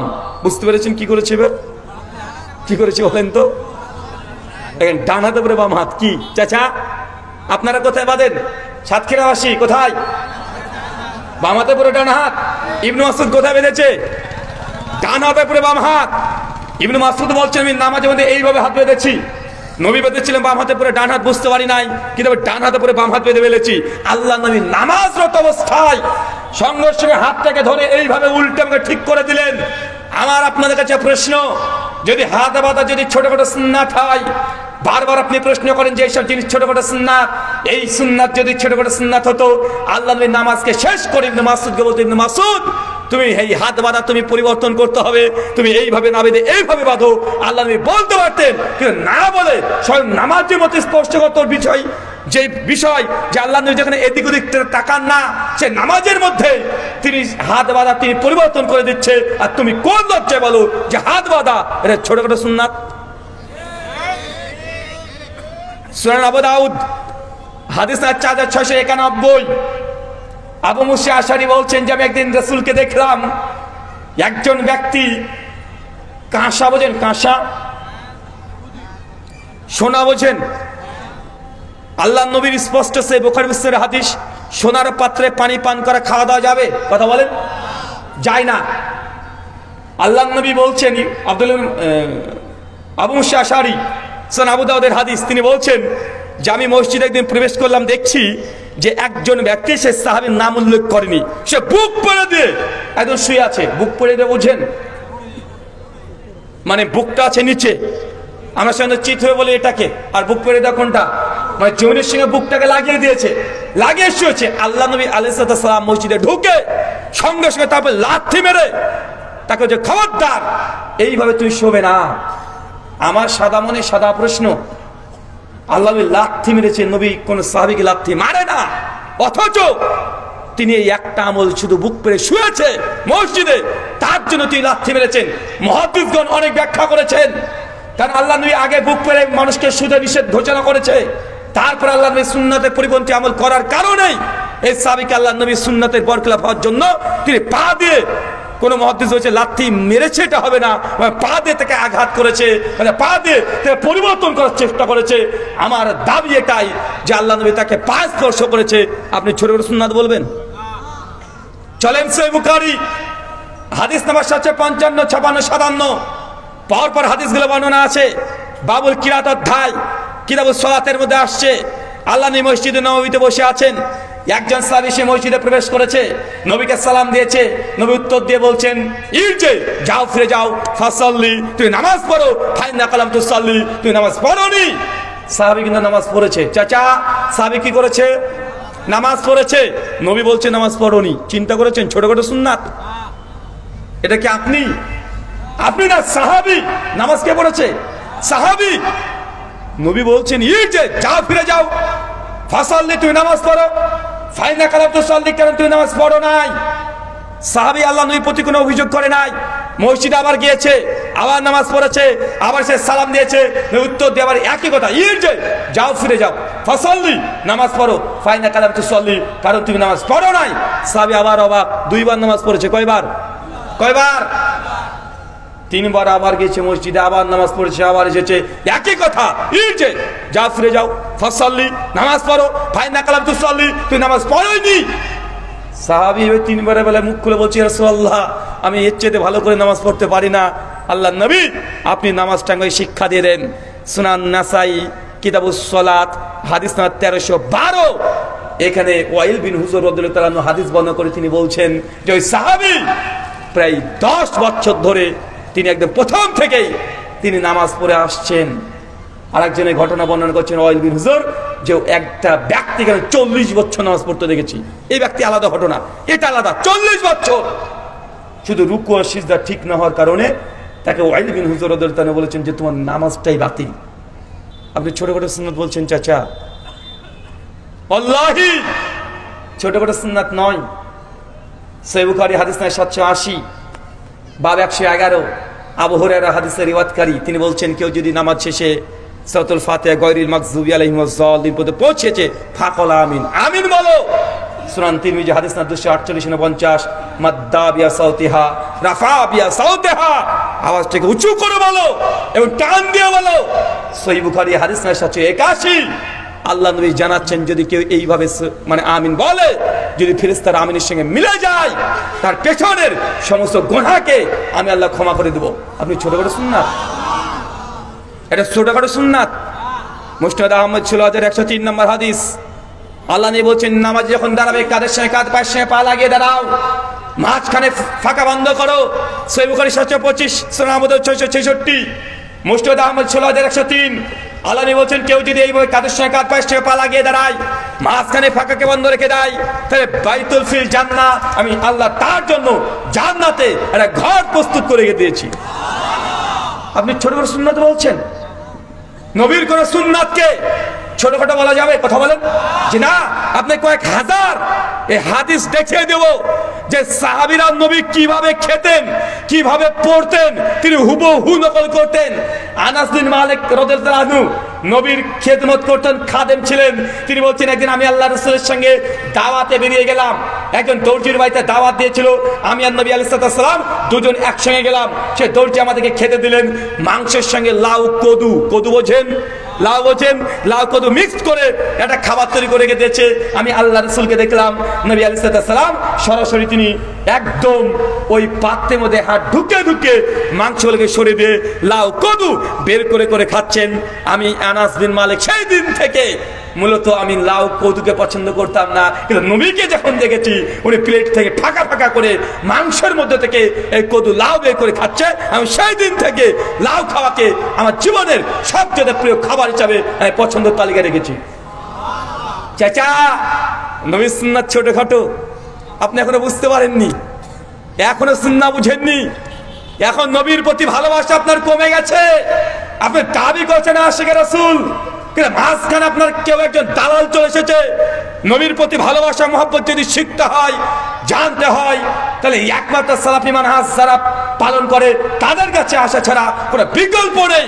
ব্যাখ্যা ছাড়াই নবী যা করেছে আমরা তাই করতে সর্বদা প্রস্তুত। প্রস্তুত কি প্রস্তুত না? সহিহ মুসলিম হাদিস না 195, আল্লাহ নবী বলেছে পুরুষ মানুষের টাকনা নিচে জামা কাপড় প্যান্ট লুঙ্গি চলে যায়, মাকাদা মিনান নার, তার থাকার জায়গা জাহান্নাম। এই হাদিস শুনে আহলেসের বাচ্চারাই প্রথম টাকনার উপরে কাপড় পরে, আছে না নাই? আর একটা হাদিস শুনে নেন, সুনান নাসাই হাদিস নাম্বার 984। আল্লাহর নবী এই কথা বলে নাই যে শুধু টাকনার উপরে কাপড় পরতে হবে। সুন্নাত মূলত কোনটা জানেন? আল্লাহ নবী বলছেন পুরুষ মানুষের জন্য 70 ঘন্টা, নাভি থেকে হাঁটু পর্যন্ত। কত দূর? কথা বলেন, কত দূর? হাঁটু পর্যন্ত। আল্লাহ নবী বলছে যে তা মানতে না চাও আরেকটু নিচে নামো, যে তাও মানতে না চাও আরেকটু নিচে নামো, যে তাও যদি মনে হয় যে না তাহলে আরেকটু নিচে নামো, তবে টাকনার নিচে যেন না যায়। তার মানে বোঝা গেল টাকনাটা হচ্ছে বর্ডার। কি বলেন তো? টাকনা বর্ডার, মানে টাকনার নিচে গেলেই হারামের অন্তর্ভুক্ত। কি বললাম? হারাম। আর টাকনার উপরে থাকলে হারামটা করলেন না, তো এটা সুন্নাত নয়। সুন্নাত কোনটা? নিসফুস সাক, এইখান থেকে এর মধ্যে মিডল বরাবর, মানে এখান এই যে আপনার এত দূর, এটা হচ্ছে মিডল। এটা কি বলেন? এখন এত দূর পড়তে হবে, এটা হচ্ছে নবীর সুন্নাত। এটা কি কথা বলেন? মিডল বরাবর। টাকনার নিচে গেলে আপনি হারাম, টাকনার নিচে গেলে কি হারাম। টাকনার উপরে মানে বর্ডারে আছেন, একটু নিচে নেমে গেলে বিএসএফ গুলি করে মেরে দেবে, মানে বুঝতে পারলেন না মনে হয়। আর সুন্নাত কোনটা? এটা মিডল বরাবর। ইনশাআল্লাহ ইনশাআল্লাহ এই সুন্নাত পালন করবো তো চাচা, করবো ইনশাআল্লাহ। কারণ আমরাই দেখে দিতে পারি যে হ্যাঁ নবীর হাদিসে যা আছে আমরা তাই পালন করি। কে কি বলেছে, সমাজে কি হচ্ছে, কোন হুজুর কি বলেছে, আমরা এইগুলো দেখি না। নিজের বাপের বিরুদ্ধে চলে গেলেও নবীর হাদিস পেয়ে গেলে সে হাদিস সবচেয়ে বেশি মানে। এই দুনিয়াতে কোন জামাত যদি থাকে সে জামাতের নাম কি? অন্যদেরকে হাদিস বললে বলতে হবে যে হ্যাঁ হাদিস থাকতেই পারে, তবে দেখতে হবে আমাদের মাঝহাবে কি আছে, ওলামারা কি ব্যাখ্যা করেছে, ওলামারা কি ফতোয়া দিয়েছে, এটা কি রাজে কল কি কল নয়, এটা কি মুস্তাহিদ ইমামরা কি বুঝেছেন। মানে একটার পরে গেরা কল দিতে দিতে দিতে দিতে দিতে দিতে তালকে মানে তিলকে তাল বানিয়ে লাস্ট পর্যন্ত হাদিসের মর্মকে বাতিল করে দেয়। আছে না নাই? কথা বলেন। আপনাকে একটা উদাহরণ দিয়ে বুঝতে পারেন চাচা, আমরা আহলে হাদিস, আমরা ইমামের পেছনে সূরা ফাতিহা পড়ি কি পড়ি না? শাফি মাযহাব যারা আছে তারা ফাতিহা পড়ে, কারণ তাদের নিকটে সেটা ওয়াজিব, না পড়লে নামাজ হবে না। কি বললাম বলেন তো? শাফি মাযহাবের মুকাল্লিদকে জিজ্ঞাসা করবেন যে ভাই আপনারা ইমামের পেছনে ফাতিহা কেন পড়লেন? বলবে আমাদের ইমাম শাফি এবং শাফি মাযহাবে এই ফতোয়া, ইমাম শাফি বলেছে তাই পড়েছি। বলবে কি বলবে না? একটা আহলে হাদিসের বাচ্চা সেই ইমামের পেছনে সূরাতুল ফাতিহা পড়ে, আহলে হাদিসের বাচ্চাকে জিজ্ঞাসা করেন ভাই আপনি ফাতিহা কেন পড়েছেন? আপনার উত্তর কি হবে? নবী পড়েছে তাই। পার্থক্য দেখেছেন? আমল এক, আমল এক, কিন্তু উৎস দুই দিকে চলে যাচ্ছে না। ওই জন্য আমি কোরআনের আয়াতটাকে বলেছিলাম আপনাকে যে নবীর আনুগত্য করবে সে নবী এই নবীদের সঙ্গী হবে। কার সঙ্গী হবে? নবীদের। আপনি ইমামের আনুগত্য করবেন, ইমাম যা বলছে এটাকে চূড়ান্ত মেনে নিলাম, হাদিসে কি আছে দেখার দরকার নেই, কিছু করার নাই। আপনার ইমাম যদি জান্নাতি হয়, আপনি যদি জান্নাতি হন, তাহলে জান্নাতে সেই ইমামের সঙ্গে থাকবেন ইনশাল্লাহ। ইনশাল্লাহ আশা রাখেন আহলে হাদিসরা জান্নাতে নবীর সঙ্গী হবে। আর এই আয়াতের ব্যাখ্যাটা আমার নিজস্ব নয়, ইয়াউমা নাদউ কুল্লা উনাসিন বিইমামিহিম, এই আয়াতের ব্যাখ্যা ইবনে কাসির রাহিমাহুল্লাহ, জন্ম 701 হিজরি, মৃত্যু 774 হিজরি, তিনি 750 বছর আগে তাফসীর করেছে। বেটা তুমি আহলে হাদিসকে বলছো যে আহলে হাদিস নাকি ইংরেজের দালাল। ইবনে কাসির কি ইংরেজের দালাল ছিল নাকি? হ্যাঁ, ইবনে কাসির ইংরেজের দালাল ছিল? সূরা বানী ইসরাঈল 71 নম্বর আয়াতের তাফসীর করতে গিয়ে ইমাজ উদ্দিন ইবনে কাসির রাহিমাহুল্লাহ তিনি বলছেন, এই আয়াতের ব্যাখ্যা করতে গিয়ে শারফিয়া সাহিবুল হাদিস, এই আয়াতের মধ্যে আহলে হাদিসদের শারফ, মাকাম, মর্যাদা আল্লাহ সুবহানাহু ওয়া তাআলা উঁচু করে দিয়েছেন। কেন? লিয়ান্না ইমামিহিম নবী সাল্লাল্লাহু আলাইহি ওয়াসাল্লাম। কেন দুনিয়াতে আহলে হাদিসরা কোন উম্মতিকে নেতা মানে না, তাদের একটাই নেতা, তার নাম মুহাম্মদ সাল্লাল্লাহু আলাইহি সাল্লাম। যাই জিজ্ঞাসা করবেন এমন কেন করেন, আমরা বলি না অমুক মাযহাবে আছে তাই করি, আমাদের জবাব আমার নবী করেছে তাই করি। তাই ইমাম হিসাবে গ্রহণ কাকে করেছে দুনিয়ায়? কে? ইমামে আজম। ইমামে আজম মুহাম্মদ সাল্লাল্লাহু আলাইহি সাল্লাম শুধু ওই মানুষ জাতির নয়, সমস্ত নবীদেরও ইমাম। সমস্ত নবীদের ইমাম না ভাই, নবীদের ইমাম না। আমাকে একজন বলছে ভাই আপনারা কেন ইমাম মানেন না? আমি বলেছি যে মানি। তো কোন ইমাম? আমি যে ইমাম তো অনেকগুলোই মানি। ইমামে আজম মুহাম্মদ সাল্লাল্লাহু আলাইহি সাল্লাম ইনি সবচেয়ে বড় ইমাম। সবচেয়ে বড় ইমাম না? বলছে না না উনি তো নবী। আচ্ছা ঠিক আছে, আরেকজন ইমাম মানি। যদি আমরা এটা বিশ্বাস করি তাকে মানে শুধু জাস্ট বোঝানোর জন্য যে আমি আর একজন ইমামকে মানি, সেটা হচ্ছে ইমাম হাসান, ইমাম হুসাইন। যদি আমরা এই শব্দ বলি না, বলছে তোমার ইমামের নাম বলো, ওর ইমামের নাম বলেছে, চার মাঝের চার ইমামের নাম বলে দিয়েছে যে আমার ইমামের নাম ইমাম হাসান ও হোসেন। বলো তোমার ইমাম বড় না আমার ইমাম বড়? বলছে তোমরা পীর মানো না। আজ পীর তো আমি মানি। আলী বিন আবি তালেব আমার পীর। নিয়ে আসো তোমার পীরকে গোটা বিশ্বের। বুঝতে পারলেন না? চার মাযহাবের তুমি ইমামদেরকে সঙ্গে চার খলিফার সঙ্গে তুলনা করতে এসো না, বিপদে পড়ে যাবে। তাই এই মিথ্যা অভিযোগগুলো থেকে দূরে থাকতে হবে যে আহলে হাদিসরা এটা মানে না ওটা মানে না। জি আলহামদুলিল্লাহ আমরা আহলে হাদিসরা প্রথম থেকে শেষ পর্যন্ত সবার ফাহাম বুঝগুলোকে আমরা মানি। তার জন্য আহলে হাদিস আমরা সবসময় একটাই দাবি করি যে মানহাজুস সালাফ, সালাফদের বুঝ অনুযায়ী আমরা কোরআন হাদিস বুঝি, কিন্তু একটা জায়গার গোলামিত্ব আমরা করি না। চলেন তো উদাহরণ দিয়ে বুঝতে পারবেন। একটা মাসালা বলি ভাই, কষ্ট হচ্ছে। ইমাম আবু হানিফা রাহিমাহুল্লাহর ফতোয়া, আপনি ওযু করেছেন, ধরেন চাচা ওযু করেছে, ওযু করার পরে স্ত্রীর গায়ে হাত লেগে গেছে স্বাভাবিকভাবে বা যৌনতাযুক্তভাবেই হাত লেগে গেছে, কিন্তু মানি বা বীর্য কিছু বের হয়নি, তাহলে ওযু ভঙ্গ হবে না। কি হবে না? এটা কাদের ফতোয়া? ইমাম আবু হানিফা রাহিমাহুল্লাহর ফতোয়া। বাদাউস সানায়ের প্রথম খণ্ড 28 পৃষ্ঠা কিতাব তাহারাতে আসছে। আলহামদুলিল্লাহ এই ফতোয়ার সঙ্গে আহলে হাদিসরা একমত। কিন্তু শাফি মাযহাবের ফতোয়া, ইমাম শাফি বলছেন যদি আপনি ওযু করেন, যৌনতা থাক চাই না থাক, স্বাভাবিকভাবে হোক আর যৌনতাযুক্ত শরীর নিয়ে হোক বা মন নিয়ে হোক, স্ত্রীকে টাচ করলেই ওযু শেষ। আমি প্রশ্ন করেছিলাম ওই শাফি ভাইকে, আপনাদের বাংলাদেশে তো শাফি নেই, আমাদের ভারতে আলহামদুলিল্লাহ কেরালাতে অনেক শাফি মাযহাবের মানুষ আছে, অনেক আছে। তো বলেছিলাম কি ব্যাপার, তোমাদের শরীরের চামড়া কি দিয়ে তৈরি? কেন? তোমার স্ত্রীর চামড়াটা বা কি দিয়ে তৈরি? যে তোমরা যদি তোমাদের শাফি মাযহাবের মেয়ের যদি গায়ে যদি টাচ করে যায় তোমাদের ওযু ভেঙে যায়, হানাফিদের ভাঙে না। এর বৈজ্ঞানিক কারণই বা কি? যৌক্তিক কারণ বা কি? বা কোরআন থেকে বা এর কারণ কি? এখানে ইমাম শাফি রাহিমাহুল্লাহ তিনি যে দলিল পেশ করেছে যে কোনো ওযু করার পরে যদি মেয়েদের গায়ে হাত থেকে যায় তাহলে ওযু ভেঙে যাবে, ভাই বলেন তো ফতোয়া সঠিক না ভুল? তো চার মাঝে হক, যে হ্যাঁ চার মাঝে হক বলে না। আবার এই ফতোয়াকে হানাফি ভাইয়েরা তাদের বিভিন্ন ফিকহ গ্রন্থে মানে কলম খুঁচিয়ে ভুল প্রমাণ চেষ্টা করে, কিন্তু মুখে বলছে চার মাযহাব হক। কিন্তু আমরা এই মাসালায় কার পক্ষে আছি? কার পক্ষে? ইমাম আবু হানিফা রাহিমাহুল্লাহ তার যে দলিল, আলহামদুলিল্লাহ এটা বুখারী মুসলিমের দলিল। ইমাম আবু হানিফা রাহিমাহুল্লাহর পক্ষ থেকে যে দলিলগুলো পেশ করা হয়েছে, সহিহ বুখারী 147 নম্বর হাদিস, আল্লাহ নবী তাহাজ্জুদে নামাজ পড়ছিলেন, আমাদের আয়েশার পা কিবলার দিকে মুখ করা ছিল, আল্লাহ নবীর সঙ্গে সঙ্গে পাটাকে সরিয়ে ওখানে সিজদা করলেন। এই তো নবী তার স্ত্রীকে গায়ে টাচ করেছে নামাজরত অবস্থায়, নবীর তো নামাজ ভাঙেনি, নবীর তো ওযু ভাঙেনি। ইমাম আবু হানিফা এটাকেই দলিল বানিয়েছে, দলিল বানিয়ে বলেছেন যদি কামহীন ভাবে স্ত্রী গায়ে যদি স্পর্শ হয়ে যায় ওযু ভাঙবে না। আহলে হাদিসরা এই দলিলকে সামনে রেখে আমরাও এই মাসআলা হানাফি ভাইদের সঙ্গে আমরা একমত পোষণ করেছি। কথা কি বুঝতে পারলেন? আচ্ছা, এখান থেকে একটা দলিল সাবিত হয়, আমাদের আয়েশার পা ছিল কিবলার দিকে, মানে কিবলার দিকে মুখ করে যদি আপনি পা দিয়ে ঘুমান না যায় হারাম না, হাদিস দ্বারা প্রমাণিত। বুঝতে পারলেন না মনে হয়? অনেকে এটা প্রশ্ন করে যে ভাই কিবলার দিকে মুখ করে কি যে পা চলে যায় তাকে ঘুমানো যাবে? মানে বাঙালিদের মধ্যে এটা আছে যে কিবলার দিকে মুখ করে পা করে ঘুমানো যাবে না। হুজুর কিবলার দিকে মুখ করে তো আমরা স্বামী স্ত্রী থাকতে পারবো? ভাই কিবলার দিকে মুখ করতে হয় শুধুমাত্র নামাজের সময়, আর প্রস্রাব পায়খানার সময় কিবলার দিকে মুখ করা যায় না। থুতু নিক্ষেপ করার সময় কিবলার দিকে মুখ করে থুতু ফেলা যায় না, এটা হচ্ছে মূল কথা। কিন্তু ঘুমানোর সময় কিবলার দিকে পা যাবে না, এই মর্মে কোনো হাদিস নাই। আম্মাজান আয়েশার এই হাদিস থেকে প্রমাণিত, আমাদের আয়েশা রাদিয়াল্লাহু তাআলা না পা থাকতো সবসময় কিবলার দিকে, পাটাকে সরিয়ে তিনি ওখানে সিজদা দিতেন। কথা কি ভেজাল আছে না? কি জানে বলে তাহেরি, হ্যাঁ কি একটা শব্দ বলেন না, ও কথা কি ক্লিয়ার না ভেজাল আছে, মানে এটাই তো বলে।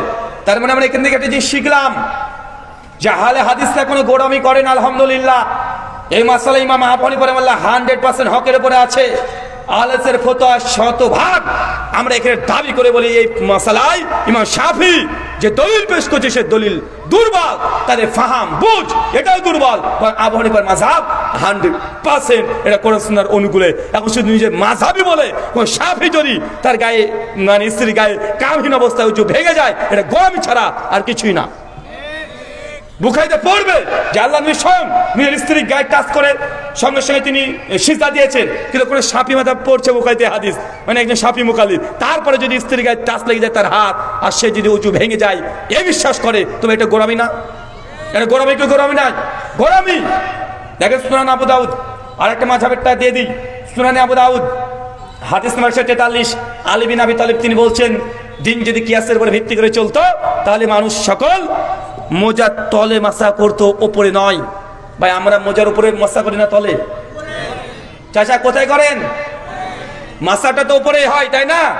হানাফি ভাইরা করে, আমরা আহলে হাদিসরাও করি না ভাইজান? হাম্বলীরাও করে। আমরা তিনজন এখানে একমত। কিন্তু ইমাম মালিকের মত কি?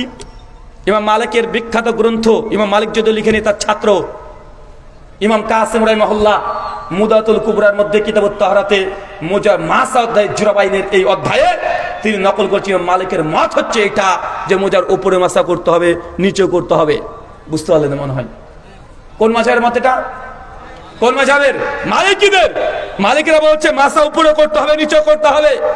অথচ মারফু হাদিস, মাওকুফ হাদিস সহিহ সনদে প্রমাণিত নবী শুধু উপরে মাসা করতেন, নিচে করতেন না। কিন্তু এই হাদিস মালিকরা পড়ছে, পড়ার পরেও তারা যখন তাদের মাযহাব মানছে সেই সঙ্গে উপরেও করছে, নিচেও করছে, অথচ এটা সরাসরি হাদিসের বিরুদ্ধে চলে যাচ্ছে। তারপরে মালিকরা যদি দুই দিকে মাসা করে, ভাই এটা গোলামি ছাড়া আর কি হতে পারে? গোলামি না, এটা ডাইরেক্ট গোলামি। চলেন আর একটা মাসালা দেখিয়ে দিই।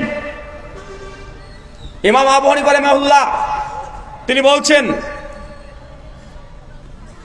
একজন ব্যক্তি অজু করেছে, অজু করার সময় তার মাথায় পাগড়ি আছে। কি আছে? পাগড়ি আছে। ইমাম আবু হানিফা রাহিমাহুল্লাহর ফতোয়া হচ্ছে এটা পাগড়ির উপরে মাসা করা জায়েজ নয়। কথা বুঝতে পারলেন না মনে হয়? জায়েজ না। শাফি, হাম্বলি, মালিকি তিন মাযহাব একমত না। নবী করেছে, সাহাবীদের আমল দ্বারা প্রমাণিত, পাগড়ির উপরে মাসা করেছে। আবু দাউদ, তিরমিজি, নাসাইর পরিষ্কার হাদিস। কিন্তু হানাফি ভাইরা হাদিসগুলো মাদ্রাসায় পড়ায়, পরীক্ষা নাই, পাস করায়, ফেল করায়। কিন্তু যেহেতু ইমাম আবু হানিফার ফতোয়া এই পাগড়ি করে মাসা করা যাবে না, তাই তারাও ফতোয়া দিচ্ছে যাবে না। হচ্ছে হাদিসে স্পষ্ট দ্বারা প্রমাণিত, নবী করেছেন। এখন যদি তারপরে হানাফি ভাইরা নবীর হাদিসকে ছেড়ে দিয়ে মাযহাবের এই ফতোয়ার উপরে আমল করে, এটা গোলামি ছাড়া কিছুই না। 4 মাযহাব পেয়েছেন তো, না বাকি আছে? কোন মাযহাব বাকি আছে নাকি? হাম্বলি আছে এখনো বাকি, না? হ্যাঁ, হাম্বলি আছে। চলেন এটা থেকে একটা উদাহরণ নিয়ে নেন। ইমাম আহমদ বিন হাম্বলের মত, রুকু থেকে উঠবেন, সামি আল্লাহু লিমান হামিদা বলবেন, তারপরে সঙ্গে সঙ্গে রাব্বানা লাকাল হামদ বলে বাম হাতে পরে ডান হাত রেখে আবার বুকের উপরে সদরিহি বাধ্য হবে। এটা ইমাম আহমদের মত। কার মত? হাম্বলি মাযহাবের মত। কিন্তু এই মতের প্রতি সহিত দূরের কথা, জয়ীফ হাদিসে পাওয়া যায় না। একটা দলিল পেশ করছি ইমাম আহমদ বিন হাম্বল মুসনাদে আহমদে। সে মুসনাদে আহমদের একটা রিওয়ায়াত শুধু যে আল্লাহ নবী বাম হাতে পরে ডান হাত রেখে রুকুর পরে তিনি ইরসাল ইয়াদেন করতেন না, আবার হাত বাঁধতেন। ও হাদিস সমস্ত মুহাদ্দিসদের ঐক্যমতে জয়ীফ। একটাই দলিল, হাম্বলিরাই নিজেরাই মুসনাদে আহমদে যখন ওই হাদিস নিয়ে আলোচনা করছে তারাই বলেছে হাদিস সনদ সহিহ না। কিন্তু তাদের মাযহাবে যেহেতু আছে, যেহেতু ইমাম আহমদের ফতোয়া এটা, রুকু থেকে উঠে বুকের উপর হাত বাঁধতে হবে। এই জন্য দেখবেন হাম্বলীরা জানে হাদিস জয়ীফ, স্বীকার করে, কিন্তু তারপরে এই আমলটাই করে। কেন? তাদের মাযহাবে আছে তাই। আছে না নাই? কথা বলেন, আছে না নাই? তার মানে আপনার 4 মাযহাব থেকে উদাহরণ দিয়ে দিলাম এই জিনিস, যে হক একটা মাযহাবের মধ্যে সীমাবদ্ধ নয়, হক 4 মাযহাবের মধ্যে আছে, এটা ঠিক। কিন্তু আপনি যদি মনে করেন যে না একটা ওই মাযহাবকে মানবো, একটা দলকে মানবো, ভাই সমস্ত হক পাবেন? যদি একটা মাযহাব যদি হকের উপরে প্রতিষ্ঠিত থাকতো, একটা মাযহাবের মধ্যে যদি পরিপূর্ণ হক থাকতো, তাহলে আর বাকি 3টে মাযহাব তৈরি হতো না। হতো চাচা? যদি একটা মাযহাব যদি হকের উপরে থাকতো, বাকি 3টে মাযহাব দরকার ছিল? হ্যাঁ, তবে না হক বলেই তো বাকি 3টে তৈরি হয়েছে। হয়েছে না ভাইজান? হয়েছে। চলেন আহলে হাদিসের একটা বলি, নাহলে আপনারা কষ্ট পাবেন যে সবাই বলেন আপনাদের তো বললেন না। ভাই আমাদেরও আছে। আমাদের আহলে হাদিস সমাজে একটা সময় ছিল, নামাজ শেষে রব্বানা যালামনা আনফুসানা ছিল, কি ছিল? ছিল না? মনে যাচ্ছিল না? আহলে হাদিসরা যখন তদন্ত গবেষণা করে দেখছে যে না রে ভাই, এই মর্মে কোনো সহি তো দূরের কথা, কোনো জয়পুরি অত প্রমাণিত নাই যে ফরজ নামাজে পরে মুনাজাত করতে হবে, প্রথমে আহলে হাদিসরা এই বিষয়ে পুরো আলোচনা, ডিবেট, বিতর্ক, বাহাস, বই লেখালেখি করেছে কি করে নাই? কথা বলেন। তার মানে বোঝা গেল আহলে হাদিসরা কোনো আমল নিজে করছে বলেই সেটা হক মনে করে না। দলিলের আলোকে যেটা হক সেইখানে আহলে হাদিসরা ফিরে যায়। যায় কি যায় না? আহলে হাদিসের কিছু কিছু উলেমা, সবাই না, একটা কথা প্রচার করেছিল 2008-9-10 দিকে, যে কালেমা লা ইলাহা ইল্লাল্লাহ মুহাম্মাদুর রাসূলুল্লাহ একসঙ্গে বলা যাবে না। বলেছিল না ভাইজান? বলেছে কি বলে নাই? কেন? ওনাদের দাবি ছিল এই মর্মে কোনো সহিহ সূত্রে কোনো হাদিস পাওয়া যায় নাই, এই জন্য বলা যাবে না। কিন্তু পরবর্তী সময় যখন দেখা গেল যে না, এই মর্মে ডাইরেক্ট হাদিসের গ্রন্থে হাদিস মজুদ আছে, তার মধ্যে একটা ইমাম বাইহাকির কিতাব আসমা ও সিফাত, হাদিস নম্বর 198, ইবনে আব্বাস বলছেন কালেমা তাকওয়া লা ইলাহা ইল্লাল্লাহ মুহাম্মাদুর রাসূলুল্লাহ ডাইরেক্ট আছে। সেই দিন থেকে আলসে ফতোয়া চেঞ্জ হয়েছে কি হয় নাই? হয়েছে না ভাইজান? তার মানে আমরা কি বুঝলাম? এতক্ষণ বিভিন্ন ফিকহ বিতর্কিত বিষয় আপনাকে বলে বুঝালাম এইটা, যে হক একটা জায়গাতে সীমাবদ্ধ থাকে না, ও হককে খুঁজে খুঁজে বের করতে হয়। তাই আপনি যদি মনে করেন যে না আমি এটাই থেকে শুধুমাত্র আমি থাকবো, এখান থেকে তুমি হক পাওয়া সম্ভব নয়। আল্লাহ সুবহানাহু ওয়া তাআলা তুমি বুঝা তৌফিক দান করে, চলে বলে আমিন। সামনে শুধু কোথায় যে চলে গেলাম, আলোচ্য বিষয় যে আমলে জান্নাতে ঘর পাওয়া যায়। চাচা 3 জন ব্যক্তি জান্নাতে অলরেডি ঘর পেয়ে গেছে। কয়জন? আরো জোরে। আমি কোরআন হাদিসের ভান্ডার ঘেটে ঘেটে 3 জনের নাম পেয়েছি, আরো বেশি থাকতে পারে। তাই 3টে সহিহ সনদ আমি পেয়েছি যে 3 জন জান্নাতে অলরেডি ঘর পেয়ে গেছে, অথচ দুনিয়াতে তারা হাঁটাহাঁটি করে বেড়াচ্ছিল, মানে মারা যায়নি, কিন্তু আল্লাহ জান্নাতে যে ঘর পাবে এই ঘোষণা দিয়ে দিয়েছে। 3 জনের নাম কে বলতে পারবে? 1 জন 2 জন, আর কে পারবেন? এই দাঁড়ান, আগে হাত তোলেন। আপনারা 2 জন কেন? ফেসবুক হাফেজাহুল্লাহর থেকে কি এই প্রশ্ন উত্তর এর আগে শুনেছেন আপনি? এই চুপ, তাহলে বলা যাবে না। আপনি শুনেছেন এর আগে? ওটা প্রশ্ন নয়, মানে এর আগে আমি এই প্রশ্ন করে যে করেছি আপনি শুনেছেন? তাহলে হাত তোলেন কেন? না, যারা শোনেন নাই এখানে আমার চিটিংবাজি করেন না যেন আবার, যে শোনার পরে তো শুনেছি আমি হাত তুলি। যারা শুনেন নাই, 3 জন ব্যক্তি জান্নাতে আগে থেকে ঘর পেয়ে গেছে, কে নাম বলতে পারবেন? কি আপনি কি বক্তব্যের আগে শুনেছেন? তাহলে উঠেন, এক দেখি কি বই নাম? জান্নাতের অফুরন্ত নিয়ামত। মাশাআল্লাহ। ডক্টর কাবরুল ইসলাম স্যারের হাদিস ফাউন্ডেশন বাংলাদেশ, ঢাকা থেকে ছাপানো, তাই তো? আহলে হাদিস আন্দোলন বাংলাদেশের তরফ থেকে প্রকাশ করা, ভালো বই, পড়বেন। যাই হোক, বলেন তো নাম। এক ফেরাউনের স্ত্রী আসিয়া, আম্মা খাদিজা রাদিয়াল্লাহু আনহা, এই গেল, সবই তো বলে দিবে মনে হচ্ছে। আর উমর বিন খাত্তাব, ঠিক বলেছে চাচা? ঠিক বলেছে? বেলালের নাম বলেনি যে? বলেছে? ফাতেমার নাম বলেনি যে? হ্যাঁ, এই গুগল করছেন না তো আবার? এখন বিশ্বাস নেই রে ভাই। কেন? মানুষ এখন এত চালাক, মানে প্রশ্ন করলে আগে মানে গুগল করে, এখন চ্যাট জিপিটি করে। কি করে? চ্যাট জিপিটি, মানে ডাইরেক্ট উত্তর দিয়ে দেয়। আছে না নাই? চাচা ঠিক বলেছে? কেউ চ্যালেঞ্জ করবেন ভুল বলেছে না ঠিক বলেছে? ঠিক বলেছে? মাশাআল্লাহ, বসেন। আলহামদুলিল্লাহ, ওনার উত্তর একদম 100% সঠিক হয়েছে। কারণ সাধারণত এই উত্তরটা আমি যত জায়গাতে জিজ্ঞাসা করেছি সহজে কেউ বলতে পারেনি। উনি পড়েছেন আলহামদুলিল্লাহ, ডাইরেক্ট অ্যান্সার করে দিয়েছে। চাচা, 3 জন ব্যক্তি জান্নাতে ঘর পেয়ে গেছে অলরেডি, 3 জনের নাম বলেছে। এবার আপনারা বলতে পারবেন, আপনারা কিন্তু শুনেছেন। দেখি এবার, হ্যাঁ কি বলছে? ও কান পর্যন্ত যায়নি? আলহামদুলিল্লাহ। দেখি আরেকজনকে, আপনি আবার বলবেন কেন? ঘুরে ফিরে উনি হাত তুলছেন, আপনাকে আলাদা প্রশ্ন করবো, দাঁড়ান, একে নোট করে রাখলাম। নাইক, দাঁড়ান, আপনাকে প্রশ্ন করবো। পেছন থেকে কে বলতে পারেন 3 জন জান্নাতে ঘর পেয়ে গেছে অলরেডি? অলরেডি একজন বলেও দিয়েছে পেছন থেকে। চাচা, যাদের বয়স 50 পার, কে বলতে পারবেন? আবার কে বলেছে? আপনি আপনি তো পাশে ছিলেন না। 50-এর উপরে কে আছে? তোমার বয়স 50 হয়েছে? হয়নি? তাহলে একটু পরে 50-এর উপরে যাদের, উঠে দাঁড়ান। কে দেখতে পাই না কেন? কই চাচা? মাশাআল্লাহ, কতদূর? চাচা চলে আসেন। আচ্ছা, মাশাআল্লাহ। চাচা বয়স কত? 72। মাশাআল্লাহ। মানে সুনান তিরমিজি হাদিস 60 থেকে 70 বছর গড় আয়ু। আল্লাহ সুবহানাহু ওয়া তাআলা চাচাকে 2 বছর হায়াতে বরকত দিয়ে আল্লাহ বাকি জীবন যতদিন বাঁচবে তার পেছনে সমস্ত গুনাহ তুই ক্ষমা করে দে, চলে পড়ে আমিন। ফেরাউনের স্ত্রী আছে এক, কি নাম বললো? খাদিজাতুল কুবরা রাদিয়াল্লাহু তাআলা আনহা, মাশাআল্লাহ 3। ওমর বিন খাত্তাব, মাশাআল্লাহ 72 বছর বয়সটাকে দেখেছেন? বুক টান করে দাঁড়িয়ে আছে, মনে হচ্ছে 2-4 জনকে এখন মেরে এখানে 60 করে শুয়ে দেবে। আর এখনকার যুবকগুলোকে দেখেন, 26 বছর বয়স হয়নি, মনে হচ্ছে মাজা ভেঙে গেছে এখনই। দেখেন সেকেন্ড, সব চিংড়ি খাওয়া ফিগার। আল্লাহ সুবহানাহু ওয়া তাআলা চাচাকে কবুল করুক, আমিন। সামনে শুধু তার মানে আমরা বুঝতে পারলাম 3 জন ব্যক্তি জান্নাত আগে থেকে ঘর পেয়ে গেছে। 1 আসিয়া, 2 খাদিজাতুল কুবরা, 3 ওমর বিন খাত্তাব। মনে থাকবে ইনশাআল্লাহ। চলেন 3 জনের ব্যাপারে সংক্ষিপ্ত হয়ে জেনে আসি।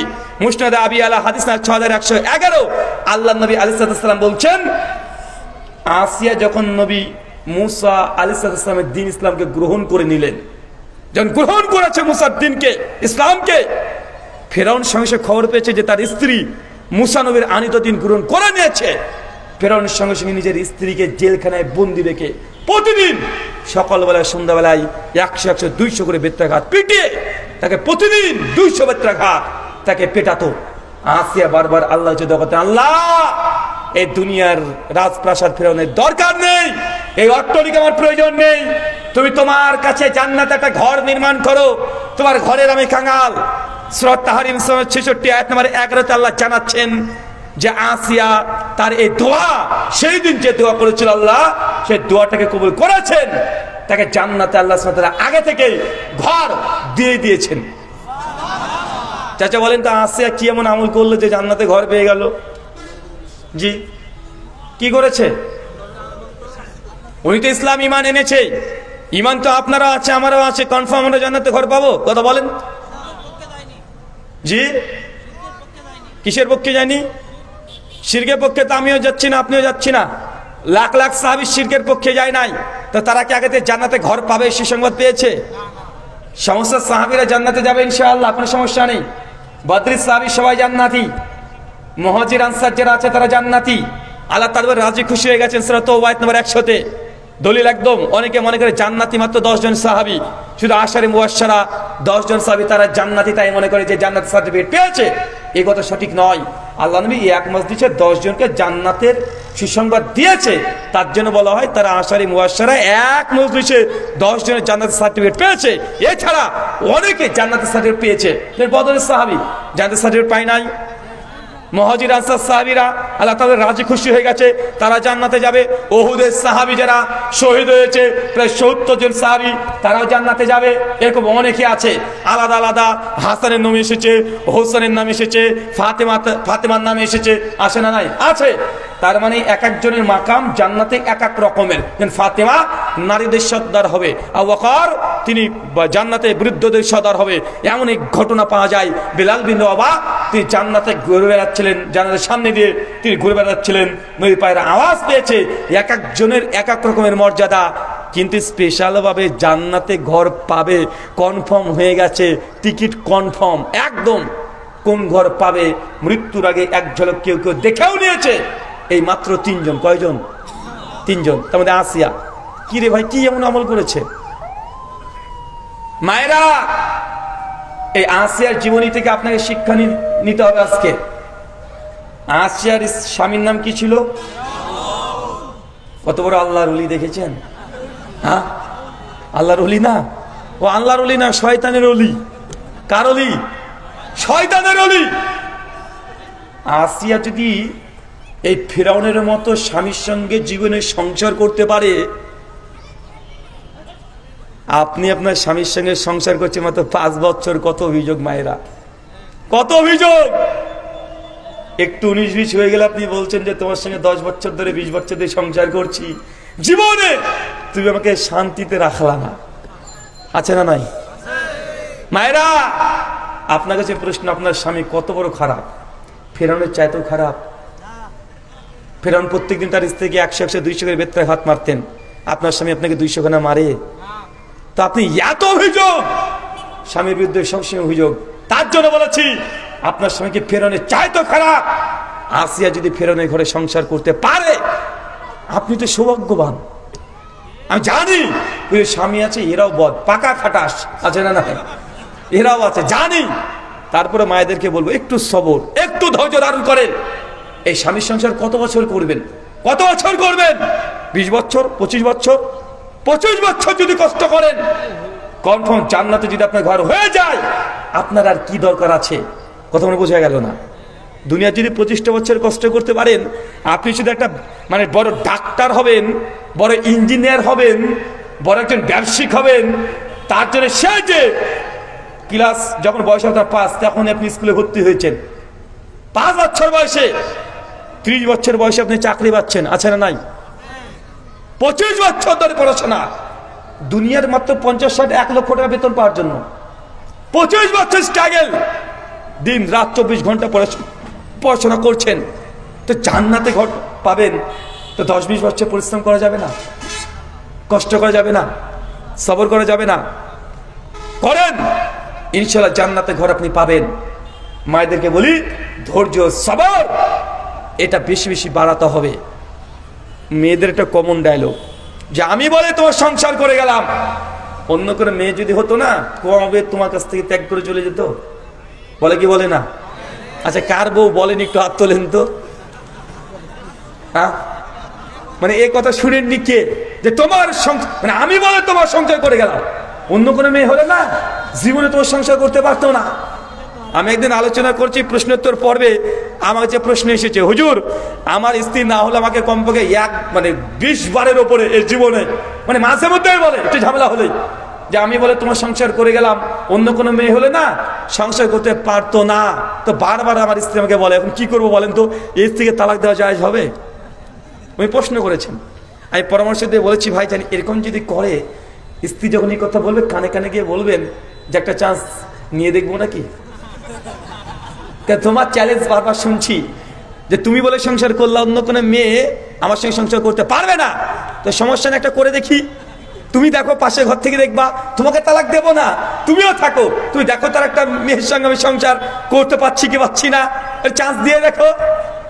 এই কথা বললেই দেখবেন জীবনে আর এই কথা আপনাকে বলবে না যে আমি বলে তো সংসার করে গেলাম, বলে একবার অফার দাও না আমাকে, একবার দিয়ে দেখো আমি একটা প্রমাণ করতে পারি কি পারি না, দেখবেন জীবনে দেবে না।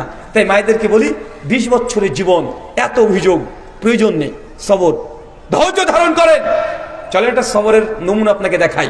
সেই মুসলিম 3006 নম্বর হাদিস, রুমাইসা নাম শুনেছেন? রুমাইসা নাম শোনা নাই?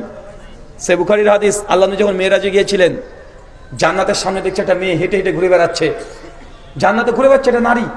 আমরা হুজুরদের মুখে তো অনেক শুনেছি, নবী যখন মেরাজে গেলেন দেখলেন জাহান্নামে শুধু নারী আর নারী, জাহান্নামে নারী দিয়ে পূর্ণ। জি হাদিস শুনেছি, কিন্তু আল্লাহ নবী যখন জান্নাতের সামনে দিয়ে হেঁটে যাচ্ছেন, যে জান্নাতে একটা নারী, একটা মেয়ে মানুষ ঘুরে বেড়াচ্ছে, আল্লাহ নবী ভালো করে তাকিয়ে দেখছে এটা অন্য কেউ না, এটা হচ্ছে আনাস বিন মালিকের মা রুমাইসা। কি নাম? আনাস বিন মালিকের মা রুমাইসা।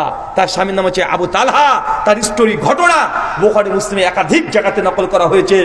কি এমন আমল করেছে যে আগে থেকেই মৃত্যুবরণ করেনি, অথচ জান্নাতে ঘুরে বেড়াচ্ছে। মানে বুঝতে পারলেন না মনে হয় যে কত যে সৌভাগ্যবান এরা, যখন মারাই যায়নি, নবী মেরাজে গিয়ে দেখছে যে রুমাইসা ঘুরে বেড়াচ্ছে জান্নাতে। চিন্তা করতে পারছেন আমল কি? খুব বেশি আমল নাই মায়েরা, খুব বেশি আমল নাই।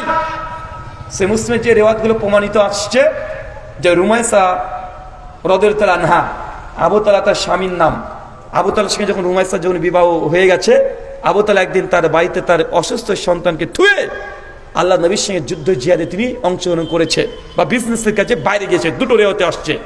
যখন দীর্ঘ 1.5 মাস পরে আবু তালহা নিজের বাড়িতে ফিরবেন, সেই দিন আগে থেকে জানিয়ে দেওয়া হয়েছে যে কাফেলা গিয়েছিল ব্যবসার উদ্দেশ্যে বা জিহাদের উদ্দেশ্যে, তারা আজকে রাত্রিবেলাতে ফিরে আসছে।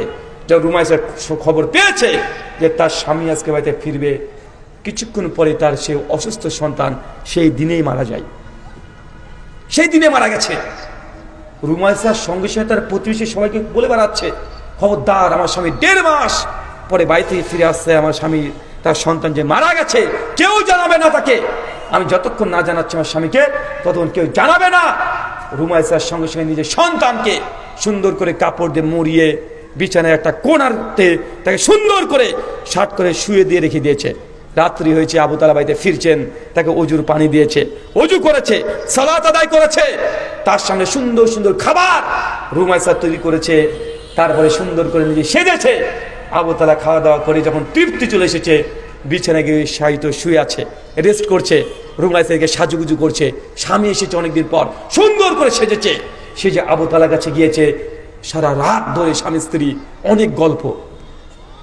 কেন বাইরে থেকে যখন কোনো প্রবাসী ভাই যেদিন প্রথম বাড়িতে আসে, স্ত্রীর সঙ্গে সারা গল্প হয় না? সেই দিনটা একটা আলাদা মনে হয় না?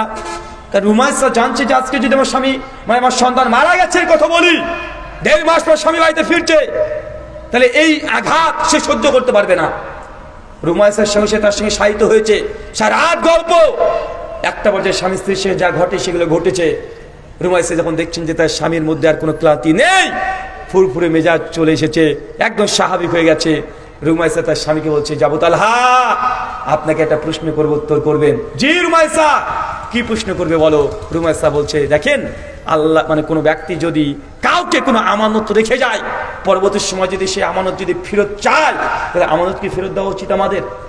আবু তালহা বলছে, রুমাইসা, যেই সময় আমরা ইসলামে ছিলাম না, আমরা কত আমানতের খিয়ানত করেছি, কিন্তু ইসলাম আমানতের খিয়ানত করতে দেয় না। বরং তোমাকে যদি কেউ আমানত রেখে যায়, যখনই চাইবে তাকে সঙ্গে ফেরত দিবে।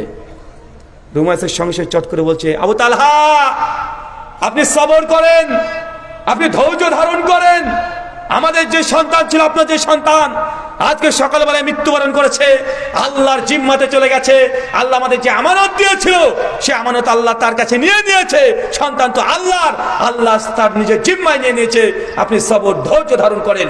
আবু তালহা চট করে বিছানা থেকে লাফ দিয়ে উঠে বলে, কি বলছো তুমি? আমার সন্তান মারা গেছে মানে? তুই এতক্ষণ বলো নাই? সঙ্গে সঙ্গে আবু তালহা ছুটে গিয়ে সন্তানের কাছে গিয়ে, তুই সন্তানকে দেখছো সত্যি মারা গেছে, একদম চাদর দিয়ে ঢাকা আছে। যখন ফজরের আজান হচ্ছে, তিনি ছুটে চলে গেছেন রাসূলুল্লাহর কাছে, ইয়া রাসূলুল্লাহ, আজকে আমার স্ত্রীর সঙ্গে এই ঘটনা ঘটেছে, রুমাইসা এই ঘটনায় কাণ্ড আমার সঙ্গে করেছে, আমি এখন কি করতে পারি আপনি বলেন।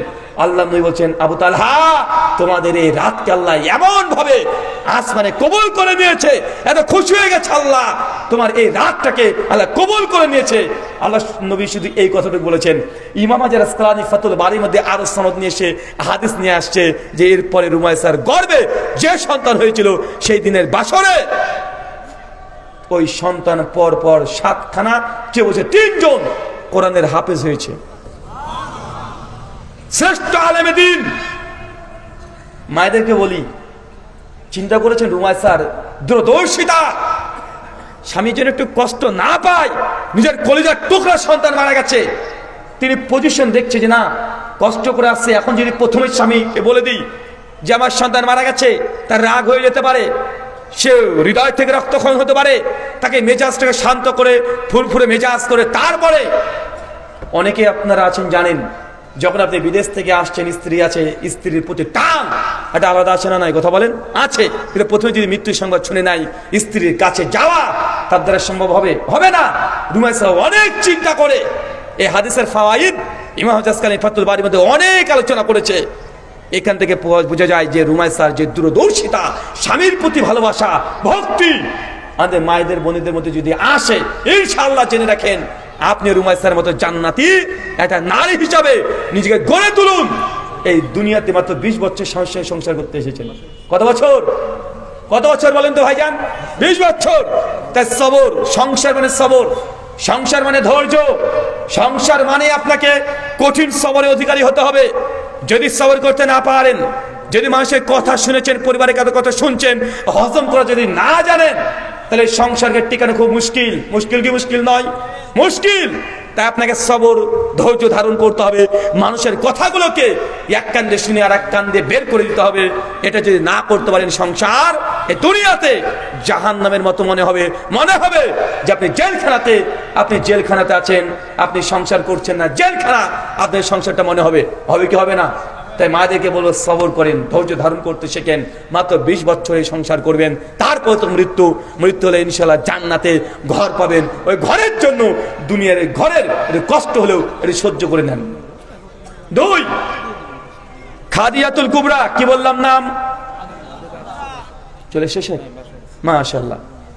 শেখকে কখন নিয়ে আসবে? ওকে জি। 2 নাম্বার খাদিজা, 3 নাম্বার ওমর ইবনুল খাত্তাব। তাদের বারে বিস্তীর্ণ আলোচনা করলাম না। আমি 4টে আমল বলি, যে আমলগুলো করলে জান্নাত আপনি ঘর পাবেন। নেবেন? কে কে আমল করবেন বলেন? করবেন তো ইনশাআল্লাহ? কয়খানা আমলের কথা বলবো? 4খানা। এই 4টা আমল করলে আপনি জান্নাতে আগে থেকে ঘর পেয়ে যাবেন, এই আশা করতে পারেন। কেন? আল্লাহর নবী বলেছেন। জি, জান্নাতে ঘর বনে যদি বলি না, মুসলমান তো হুজুর জান দেব কিন্তু মাল দেব না। হ্যাঁ, কমিটির ছেলেরা আছে? হ্যাঁ, কমিটির ছেলেরা আছে না? বৈঠকে দান উঠবে, রেডি? জান্নাতে ঘর ইনশাআল্লাহ। পকেটে হাত। কিরে কি বললাম? জান্নাতে ঘর নেবেন না? পকেটে হাত দিতে হবে তো। সবাই হাত, 2 পকেটে হাত ঢুকে দেন। আর ছেলে 2-4 জন হলে হবে? এটা মানুষ না পায়জামারে? 20-30 জন ঢুকে যান। চলেন আমরা হাদিস শুনি। সহিহ বুখারী, চাচা জান্নাতে ঘর পাওয়ার জন্য 1 নম্বর আমল সহিহ বুখারী কিতাবুস সালাত হাদিস নম্বর 450। আল্লাহ নবী বলেন, কেউ যদি দুনিয়াতে একটা মসজিদ নির্মাণ করে দেয়, বাইতুল ফিল জান্নাহ, আমি আল্লাহ তাকে জান্নাতে ঘর দিয়ে দিব। চাচা বলেন তো কি আমল করতে হবে? কি আমল বলেন? মসজিদ নির্মাণ করতে হবে। পারবেন তো ইনশাআল্লাহ? ইনশাআল্লাহ। যদি আপনি সরাসরি একটা গোটা মসজিদ তৈরি করতে নাও পারেন, যদি বলেন যে রুহুল আমিন ভাই 20-30 লক্ষ টাকা খরচ করতে মসজিদ নির্মাণ করা আমার দ্বারা সম্ভব নয়, আমি একজন গরিব মানুষ, তো আপনাকে সহজ এবং সুযোগ করে দিচ্ছি। সুনানে ইবনে মাজাহ হাদিস 738 সনদ হাসান। আল্লাহ নবী বলেন, কেউ যদি দুনিয়াতে একটা পায়রা ডিমের সমানও মসজিদ তৈরি করে দেয়, বাইতুল ফিল জান্নাহ। চাচা কিসের সমান মসজিদ? কথা কিসের সমান চাচা? পায়রার ডিমের সমান। আচ্ছা বলে তো, পায়রার ডিমের সমান মসজিদ হয়? পায়রার ডিমের সমান মসজিদ হয়? ইমাম হাজাসকালী ফাতুল বারীর মধ্যে বলছেন, পায়রার ডিমের সমান অর্থ এটা নয় যে পায়রার ডিমের সমান মসজিদ করতে হবে। এর অর্থ হচ্ছে এটাই, মসজিদের জন্য কেউ যদি 1 মুসল্লা সমপরিমাণ জায়গা কিছু অংশ দান করে, আল্লাহ তাকে জান্নাতে ঘর দেবে। মানে আপনি যদি মসজিদের জন্য যা দান করবেন, আপনি জান্নাতে ঘর পাবেন ইনশাআল্লাহ। করবো তো মায়েরা? কখনো যদি মসজিদের জন্য কেউ টাকা চায়, খালি হাতে ফেরত দেবেন না। 1 টাকা দিয়ে হলেও শরীক হবেন ইনশাআল্লাহ। 1 টাকা দিয়ে হলেও আল্লাহকে বলে, আল্লাহ এই 1 টাকার সামর্থ্য ছিল, খালি হাতে দেবেন না। এটা যেন আপনার আমলে থাকে, যে একটা খাস আমল। কোন মানুষ যদি দান আমার কাছে চেয়েছে, খালি হাতে ফেরত দিয়েছি, এটা আপনার জীবদ্দশার জন্য না হয়, এরকম একটা খাস আমল আপনার জীবনে আপনি একদম নিজের জন্য এটা ফরজ করে নেন ইনশাআল্লাহ। 2 সুনান তিরমিজি হাদিস নম্বর 415 শেখ আলবানী, শেখ শুআইব আরনাউত, হোসেন আসাদ আদ-দারানী রাহিমাহুল্লাহ সনদকে হাসান সহিহ বলেছেন। ইমাম তিরমিজি হাদিসকে সহিহ বলেছেন। আল্লাহ নবী বলছেন, কেউ যদি প্রতিদিন 12 রাকাত নামাজ পড়ে সুন্নাত, চাচা কত রাকাত? আরো জোরে, কত রাকাত? 12 রাকাত যদি সুন্নাত নামাজ পড়ে, আল্লাহ নবী বলছেন বাইতুল ফিল জান্নাহ, আমি আল্লাহ তাকে জান্নাতে ঘর দিয়ে দেব। পড়া যাবে তো ইনশাআল্লাহ 12 রাকাত। মায়েরা, 12 রাকাত সুন্নাত কিভাবে পড়বেন? জোহরের আগে 4, পরে 2, মাগরিবের পরে 2, ইশার পরে 2, ফজরের আগে 2। জি হুজুর, জামাত চলছিল, মসজিদে ঢুকেছি, সুন্নাত 2 রাকাত পড়ার সময় পায় নাই, কি করব? ফরজ নামাজে দাঁড়িয়ে যান, সালাম ফিরিয়ে সঙ্গে সঙ্গে 2 রাকাত নামাজ পড়ে নেবেন। সুনান আবু দাউদ তিরমিজির হাদিস, আল্লাহ নবী বলেছেন ইকামত যদি পড়ে যায়, ফরজ ব্যতীত কোনো নামাজ নেই। একজন সাহাবী আল্লাহ নবী দেখছেন যে ফরজ নামাজের পরে 2 রাকাত নামাজ পড়ছে। আল্লাহ নবী বলছেন যে কি ব্যাপার, ফজরের নামাজ কি 4 রাকাত হয়ে গেল? সাহাবী বলেন, না আল্লাহ নবী, আমি সুন্নাত নামাজ পড়তে পারি নাই, বিদায় এখন পড়ছি। আল্লাহ নবী তাকে কোনো অভিযোগ দেয় নাই, মৌন সম্মতি। তার মানে টোটাল 12 রাকাত নামাজ পড়তে হবে। সুন্নাত কত রাকাত? চাচা বয়স 60 বছর হয়ে যাচ্ছে, আপনার এই সুন্নাত এখন আপনি পালন করেন না। সহিহ বুখারী হাদিস নাম্বার 731, আল্লাহ নবী বলেন সুন্নাত আর নফল নামাজ পুরুষ মানুষের জন্য মসজিদের চাইতে বাড়িতে উত্তম। কোথায় উত্তম? সুন্নাত নামাজ কোথায় উত্তম? বাড়িতে উত্তম। চাচা আপনি সুন্নাত নামাজ কোথায় পড়েন? কেন? ওযু কোথায় করেন? কেন? বাড়িতে পানি নেই? পানি নাই বাড়িতে, ওযু করার জায়গা নেই, তো মসজিদে কেন ওযু হবে? আপনাকে তো সুন্নাত নামাজ পড়তেই হবে, পড়তে হবে না? ওযু তো করতে হবে। তো আপনি বাড়ি থেকে মসজিদে ওযু না করে কেন যাচ্ছেন? আল্লাহর নবী বলেছেন, সহিহ বুখারী 731 নম্বর হাদিস, পুরুষ মানুষের জন্য নফল সুন্নাত নামাজ মসজিদের চাইতে বাড়িতে উত্তম। আজ থেকে সুন্নাত নফল নামাজ বাড়িতে প্র্যাকটিস করতে হবে। কি কথা বলেন চাচা? কোথায় সুন্নাত নফল নামাজ কোথায় হবে? মসজিদে পড়া না জায়েজ, হারাম নয়, জায়েজ। ভালো কোনটা? নবী পড়তেন কোনটা? নবীর সুন্নাতের প্রতি আমল করলে কোথায় থাকবেন? কার সঙ্গে? তাহলে আপনি এই আমলটা কে করবে? কে করবে আমল? এই আমল আপনাকেই করতে হবে। ফরজ ব্যতীত অন্য সালাত যেন মসজিদে না হয়। হাদিসের মধ্যে দেখো এই সুন্নাত আজকে বিলুপ্ত। তাবরানী আসাদা হাদিস আল্লাহ নবী পরিষ্কার বলে দিয়েছেন, কোন ব্যক্তি যদি একটা মৃত সুন্নাতকে জীবন্ত করে, তাহলে 50 জন শহীদের সমপরিমাণ মর্যাদা আল্লাহ আপনার আমলনামায় লিখে দিবেন। এখন নফল সুন্নাত নামাজ যে বাড়িতে পড়তে হয়, সুন্নাত কি মানে তাজা না মরা? বলেন, এটা মারা গেছে এই সুন্নাত, মারা যায় নাই? মারা গেছে সবাই। আমরা মসজিদে পড়ছি সেই সুন্নাত নফল নামাজ। জি, আজকে বাড়িতে এই সুন্নাতকে আপনাকে শুরু করতে হবে। 3 নম্বর আমল। কয় নম্বর? 3 নম্বর আমল। সুনান দারিমি হাদিস নাম্বার 435, শেখ আলবানী সহিহুল জামির মধ্যে সনদকে সহিহ বলেছেন। শেখ শুআইব আরনাউত রাহিমাহুল্লাহ সনদের মধ্যে দুর্বলতা কিছুটা আছে, তিনি এই কথা বলেছেন। শেখ আলবানী 2টো মুতাবায়াত নিয়ে সে সনদকে হাসান লি গয়রি বলেছেন। আল্লাহ নবী বলছেন, কোন ব্যক্তি যদি প্রত্যেকদিন 10 বার, কতবার চাচা, কতবার? 10 বার সূরাতুল ইখলাস, কোন সূরা? সূরা ইখলাস পাঠ করে, বাইতুল ফিল জান্নাহ, তার জন্য জান্নাতে ঘর দেওয়া হবে। চাচা কোন সূরা? সূরা ইখলাস জানা আছে? না বাবা জানা নেই। চাচা আপনার জানা আছে, নাম মনে নেই। কোন সূরা? ওই সূরা কুল হুয়াল্লাহু আহাদ, বলো তিনি আল্লাহ এক এবং দ্বিতীয়। আল্লাহুস সামাদ, তিনি আল্লাহ কাহার মুখাপেক্ষী নন। লাম ইয়ালিদ ওয়া লাম ইউলাদ, আল্লাহ সুবহানাহু ওয়া তাআলা তিনি কোনো সন্তান জন্ম দেন নাই, তিনিও কাহার সন্তান না। ওয়া লাম ইয়াকুল্লাহু কুফুয়ান আহাদ, তিনি আল্লাহ তার সমতুল্য কেউ নেই।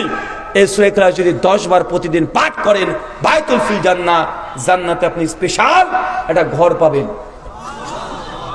মায়েরা, হুজুর হাইজ অবস্থায় আছি, মেন্স ঋতুস্রাব রজস্বাল অবস্থায় আছি, মেনস্ট্রুয়েশন অবস্থায় আছি, সেই দিন 3 দিন 4 দিন 5 দিন, সেই দিনও কি সূরাতুল ইখলাস পড়তে হবে না বন্ধ রাখবো? জি, এই 3 দিন 4 দিন 5 দিন যে কদিন আছে, ওই দিনও সূরা ইখলাস আপনি পড়তে পারবেন। সেই দিন কোরআন মাজিদকে টাচ করতে পারবেন না। গোসল যদি ফরজ হয় বা হাইজ নিসফাস অবস্থায় থাকলে কোরআনকে টাচ করা হারাম। কি কথা বলেন? নামাজ পড়া হারাম, সিয়াম রোজা রাখা যাবে না, হজের তাওয়াফ করা যাবে না, হজ উমরাত এই কাজগুলো নাজায়েজ। কিন্তু মাথায় যদি কোরআন মাজিদ মুখস্থ থাকে, দোয়া তাসবিহ তাহলিল জিকির আজকার যদি মুখস্থ থাকে, এই কয়দিন আপনি তাসবিহ তাহলিল জিকির আজকার কোরআন মাজিদের কিছু কিছু আয়াতের অংশ বিশেষ আপনি জিকির আজকার হিসেবে পাঠ করতে পারবেন। তাই এই ৩-৪ দিন যে অবস্থায় থাকেন না কেন আপনি পড়তে পারবেন। হুজুর ব্যস্ত, আমি পড়তে পারি না, রান্না করছেন, সবজি কাটছেন, পড়তে পারবেন, সমস্যা নেই। থালা বাসন মাজছেন, তবুও পড়তে পারবেন। বেচা কেনা করছেন, দোকানে আছেন, তবুও পড়তে পারবেন। গাড়ি চালাচ্ছেন, তবুও পড়তে পারবেন। গাড়ি খালাস বিক্রি করছেন, তবুও আপনি পড়তে পারবেন। মাছ ধরছেন, তবুও পড়তে পারবেন, সমস্যা নেই। আপনাকে 24 ঘন্টায় নির্দিষ্ট কোনো সময় নেই, যে কোনো সময় 10 বার সূরাতুল ইখলাস পাঠ করবেন। বায়তুল ফিল জান্নাহ, আপনার জন্য জান্নাতে আল্লাহ স্পেশাল একটা ঘর দিয়ে দিবে। আল্লাহ সুবহানাহু তুমি কবুল করো, আমিন। আল্লাহ, যে 3টি আমরা আমলের কথা আজকে আমরা শুনলাম, আমাদের 3টে আমলের বরকতে আমাদেরকে তুমি জান্নাতে একটা ঘর পাওয়ার মতো তৌফিক দান করে, সকলে পড়ি আমিন। শেখ কি আসবে না প্রশ্নোত্তর আমি করবো এখানে? আচ্ছা নেন, 4 নম্বরটা বলবো, আর একটা শুনবে বলছে ভাই। টোটালে 1 ডজন আছে, 3টে বললাম যে 3টে আপনারা করতে পারেন, বেশি বলে যদি না পারেন। আচ্ছা বলে দিই, সুনান তিরমিজি হাদিস 478, ফজরের নামাজ পড়েছেন, মাঝখানে কথাবার্তা কোনো কিছু বলেননি, যায় নামাজ থেকে নড়েননি, এখন দোয়া তাসবিহ তাহলিল জিকির আজকার কোরআন মাজিদ পাঠ এগুলোর মধ্যে ব্যস্ত ছিলেন। সূর্য একটু উদিত হয়েছে, এরপরে কি ওয়াক্ত আসছে? এটা ইশরাকের সালাত। কেউ যদি 4 রাকাত পরে বায়তুল ফিল জান্নাহ, তার জন্য জান্নাতে ঘর আছে।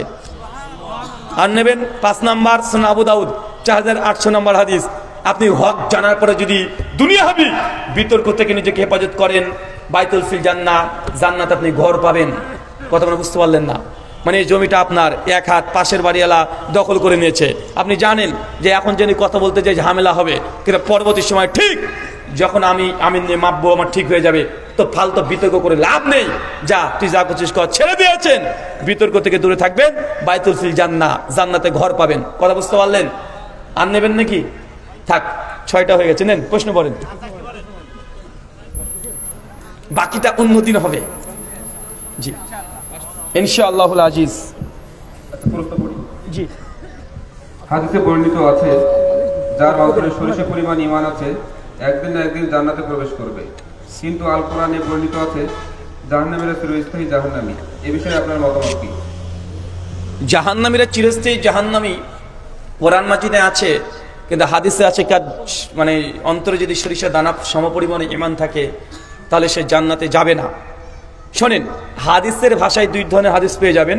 এক, যেন আমি একটু আগে বললাম মুসলিম হাদিস 195 নম্বর হাদিস, কেউ যে টাকনার নিচে জামা কাপড় প্যান্ট যদি পরে মাকাদুমিনা না, তার থাকার জায়গায় জাহান্নাম আছে না ভাইজান? কারণ একজন ব্যক্তি নামাজ পড়ে, রোজা আছে, হজ যাকাত সব আছে, শিরিক করে না, তৌহিদের উপরে প্রতিষ্ঠিত সুন্নাত সব আমল করে, কিন্তু টাকনার নিচে কাপড় গেছে, একে জাহান্নামী। এই হাদিসগুলোর ব্যাখ্যাতে ইমাম হাজার আসকালানী ফাতুল বারীর মধ্যে আলোচনা করেছেন, যেসব হাদিসগুলোতে বলা হচ্ছে এইটা করলে জাহান্নামী, এই আমলটা করলে জান্নাতি, এইগুলো হচ্ছে এক একটা ওই রাস্তা, মানে এটা জাহান্নামে যাওয়ার একটা কারণ। কি বলেন তো ভাইজান? আপনার নামাজ, হজ, যাকাত, দান, সাদকা সব আছে, কিন্তু আপনার টাকনার নিচে কাপড়ে উড়েছেন, তার মানে এই নয় যে আপনি জাহান্নামে ডাইরেক্ট চলে গেলেন, কিন্তু আপনার সমস্ত কিছু আছে। এটা জাহান্নামে যাওয়ার জন্য একটা কারণ। কথা বুঝতে পারলেন? যে আপনি জাহান্নামে যাবেন, এটা জাহান্নামে যাওয়ার জন্য একটা রাস্তা, একটা কারণ। ডাইরেক্ট জাহান্নামে যাবেন এমনটা নয়। ঠিক ওই হাদিসগুলোর সমস্ত ব্যাখ্যা এটাই, যে কেউ একটা এই আমলটা করলো, তাই তার পেছনের সমস্ত গুনাহগুলোকে আল্লাহ মাফ করে দিল, তার অর্থ ডিরেক্ট এই হলো না যে আপনি 80 বছরে যা আপনি মানে গুনাহ করেছেন সবগুলো মাফ করে দিল, মানে এটা সত্যি যে আল্লাহ কবুল করে নাই, মাফ হবে, একটা একটা রাস্তা। কথা বুঝতে পারলেন? তৃতীয় বিষয়, কোরআনে মাজিদে ডিরেক্ট খালিদিনা ফিহা আবাদা যে হাদিস কোরআনে আয়াতগুলো আসছে, যে এই আমলগুলো করলে সে চিরস্থায়ী জাহান্নামী। দেখেন কোরআনে আয়াত সূরা হুজুরাত পড়বেন, 10, 11, 12, 13 নম্বর পর আয়াতগুলো, যে আল্লাহ সুবহানাহু ওয়া তাআলা জানিয়ে দিয়েছেন যে মুমিনদের 2 দল যুদ্ধ যখন করবে সেই সময়তে তাদের জন্য উভয় দলে জাহান্নামী। এই আয়াতের ব্যাখ্যা করতে গিয়ে একাধিক হাদিস আছে, একাধিক, যে কিয়ামতের মাঠে আল্লাহ শাফাত করবে, আছে না নাই? জাহান্নামী ব্যক্তি, শেষ ব্যক্তি যখন আল্লাহ শাফাত করে নিয়ে আসবেন, তার ব্যাপারে হাদিস আছে, অনেকগুলো আছে। আহলে হাদিসরা আহলুস সুন্নাহ ওয়াল জামাতের আকীদাতে লালন করে, তারা বিশ্বাস করে আল্লাহ নবী কিয়ামতের মাঠে জাহান্নামীদের শাফাত করে তিনি জান্নাতে নিয়ে আসবেন। সহিহ বুখারী 7411 নম্বর হাদিস, আল্লাহ বলছেন কিয়ামতের মাঠে প্রত্যেক নবীরা সিজদারত অবস্থায় পড়ে থাকবে অজ্ঞান হয়ে, আমি উঠবো, আল্লাহ বলবে হে নবী আপনি আজকে চান যা চাইবেন তাই পাবেন। আল্লাহ নবী বলবেন আল্লাহ আমার উম্মত, ইয়া উম্মতি, আমার উম্মত। আল্লাহ বলবেন মুহাম্মদ যাও জাহান্নামের দিকে চলে যাও, জাহান্নাম থেকে তোমার উম্মতকে তুমি কাকে কাকে নিতে চাও আমি তাদেরকে সিলেকশন করে দিয়েছি, তুমি তাদেরকে জাহান্নাম থেকে জান্নাতে নিয়ে এসো। নবীকে 3 বার আল্লাহ সুযোগ দেবে। কয়বার কথা বলেন? কয়বার? 3 বার। হয়তো জাহান্নামে ছিল, আল্লাহ জাহান্নাম থেকে জান্নাতে নিয়ে যাচ্ছে। সহিহ বুখারীর হাদিস, আল্লাহ সুবহানাহু ওয়া তাআলা স্বয়ং শেষে তিনি শাফাত করবেন, জাহান্নামীদের তিনি হাত দিয়ে এক অঞ্জলি সমপরিমাণ মানুষ তুই জাহান্নাম থেকে তুলে তুই জান্নাতে দিয়ে দিবেন। অনেক আছে, অনেক। আল্লাহ নবী শাফাত করবেন, আল্লাহ শাফাত করবেন, নেককার পরেজগার ব্যক্তিরা শাফাত করবেন, সিয়াম রোজা শাফাত করবেন কিয়ামতের মাঠে, আপনার কোরআনুল কারীম শাফাত করবেন। অনেক জাহান্নামীরা জান্নাতি হবে। তবে জাহান্নামী শুধুমাত্র 3 ক্যাটাগরির মানুষ হয়। একদম আকীদাতুল মুনাফিক। কি বললাম? আকীদাতুল মুনাফিক। মুনাফিকের কোয়ালিটি 2টা। কয়টা? একটা আকীদাতান, একটা আমলগত। ওই যে কিছু কিছু হাদিস পেজ আছে দেখবেন যে ফজরে আর ইশাতে জামাতে শামিল হলো না সে মুনাফিক, যে মিথ্যা কথা বলে সে হলো মুনাফিক, কিন্তু নামাজ রোজা হজ যাকাত সব আছে কিন্তু মাঝে মানে মিথ্যা কথা বলে দেয়। এটা কি মুনাফিকের আলামত না? তো এটা কি আমলগত মুনাফিক। এই মুনাফিক চিরস্থায়ী জাহান্নামী নয়। কথা বুঝতে পারলেন? যে আকীদাতুল মুনাফিক, ঈমান আনে নাই কিন্তু মুনাফিকি করছে, আছে না নাই? কথা বলেন। অনেক মুসলমান নামাজ পড়ছে আবার ইসলামের বিরুদ্ধে মানে তীব্র সমালোচনা নিন্দা করে, আছে না নাই? তো আকীদাতুল মুনাফিক যে সে চিরস্থায়ী জাহান্নামী। গুনাহ কাবিরা করলে শুধুমাত্র গুনাহ কাবিরা যে করেছে এই ব্যাপারে আহলুস সুন্নাহর স্পষ্ট আকীদা যে গুনাহ কাবিরা করলে সে ব্যক্তি ডাইরেক্ট কাফের হয়ে যায় না। কথা বুঝতে পারলেন? সে আমলগত কুফরি করেছে, তবে আকীদাতান সে নামাজ হজ যাকাত কালেমাকে স্বীকার করে, এখনো মুমিন আছে। এটা আহলুস সুন্নাহ ওয়াল জামাতের আকীদা। 3, যে ব্যক্তি মুরতাদ হয়ে গেছে চিরস্থায়ী জাহান্নামী, একদম ডাইরেক্ট অমুসলিম মুশরিক, তার চিরস্থায়ী জাহান্নামী। এই কয়টা ক্যাটাগরির এরা চিরস্থায়ী জাহান্নামী। আর মুমিন যে কালেমা গই মুসলিম, মাঝে নামাজ পড়ে, নামাজ ছেড়ে দেয়, এই ব্যাপারে শুধু শেখ সাল্লাল্লাহু আলাইহি ওয়াসাল্লাম ইখতিলাফ করেছে যে তারা জান্নাতে যাবে, তবে মানুষ তাকে জাহান্নামে যখন জান্নাতে প্রবেশ করবে তখন জাহান্নামী বলে ডাকবে। শুকরান। গরিবদের সাহায্য করার উদ্দেশ্যে বিনা সওয়াবের আশায় যদি ব্যাংকে ফিক্সড ডিপোজিট করে রাখা হয় এবং প্রতি মাসে তার সুদের টাকা দান করা হয়, ইসলামের দৃষ্টিকোণ থেকে এটা করা যাবে কি? আরে সর্বনাশ, কত বড় আল্লাহর ওলি রে! মানে একদম পরিকল্পিতভাবে আমার 5 লক্ষ টাকা সে ব্যাংকে রেখে দেবে, মাসে মাসে 10,000 আসবে, পরিকল্পিতভাবে সেটাকে আবার আপনি গরিব মানুষকে বন্টন করে দিবেন না ভাই। তাআউনু বিররি ওয়াত তাকওয়া, সূরা মাইদা 2 এর মধ্যম অংশ, সৎ কাজে সহযোগিতা করবেন। তার মানে এই নয় যেটা হারাম ওই হারামে যাবেন না। কি বললাম? কথা বলেন। হারামে যাবেন না, যেতে বাধ্য তখন আপনি যাবেন। মানে ব্যাংকিং সিস্টেমের সঙ্গে আপনার আচরণ হবে কিসের মতো বলেন তো? হসপিটালের মতো। কিসের? হসপিটাল শক করে যান, এই একটু রিল্যাক্স করে আসি, চল যাই, একটু বেডে যাই, একটু শুয়ে আসি, এই করতে যান, বিপদে পড়ে হসপিটালে যেতে হয় না। তো মুসলিমদের সঙ্গে এই প্রচলিত সুযুক্ত অর্থনৈতিক ব্যাংকিং ব্যবস্থা, ইন্টারেস্ট, এর সঙ্গে আপনাদের মানে কাজ হবে ঔষধের মতো। কিসের মতো? ঔষধ। প্রয়োজন নাহলে হচ্ছে না তখন খাবেন, যখন খাওয়া সুস্থ হয়ে গেছে আর দরকার নেই, ওকে টাকা নেই, দরকার নেই। কথা বুঝতে পারলেন? তাই যে কোনো সুদ থেকে একদম শত হাত দূরে থাকতে হবে। যখন দেখছেন না এটা সারা সম্ভব নয়, তখন ব্যাংকে টাকা রেখেছেন, অতিরিক্ত ইন্টারেস্ট পেয়েছেন, ওই অংশটা গরিব মিসকিনকে দিলেন, ঠিক আছে। সেটা পরিকল্পিতভাবে পূর্বে একদম সিদ্ধান্ত নিয়ে ইস্তেহাত করে একদম ব্যাংকে কোটি টাকা রাখবেন, মাসে 50,000 আসবে, গরিব মিসকিনকে দিবেন, এত বড় গরিবের রাজা রবিনহুড আপনাকে হতে হবে না। জি। একজন মুহাদ্দিস বলেছেন আল্লাহ রাসূল সাল্লাল্লাহু আলাইহি সাল্লাম একটানা 10 দিন সিয়াম পালন করেছেন, সাহারিও করেননি, ইফতারিও করেনি। এই মর্মে কোনো হাদিস আছে কি? টানা 10 দিন করেছে এই মর্মে আমার ইলম মোতাবেক আমি পাচ্ছি না। তবে সেই মুসলিম কিতাব সওমে বিশাল বিষয়ে আল্লাহ নবী তিনি সওমে বিশাল রাখতেন। কেমন? যে তিনি আজকে সাহারি করলেন না করে পরের দিন ইফতার করে, আবার সাহারি না করে ইফতার, এইভাবে কারণ সওমে বিশাল আছে। তবে 10 দিনের কথা আমার ইলম মোতাবেক নাই। আল্লাহু আলাম বিসওয়াব।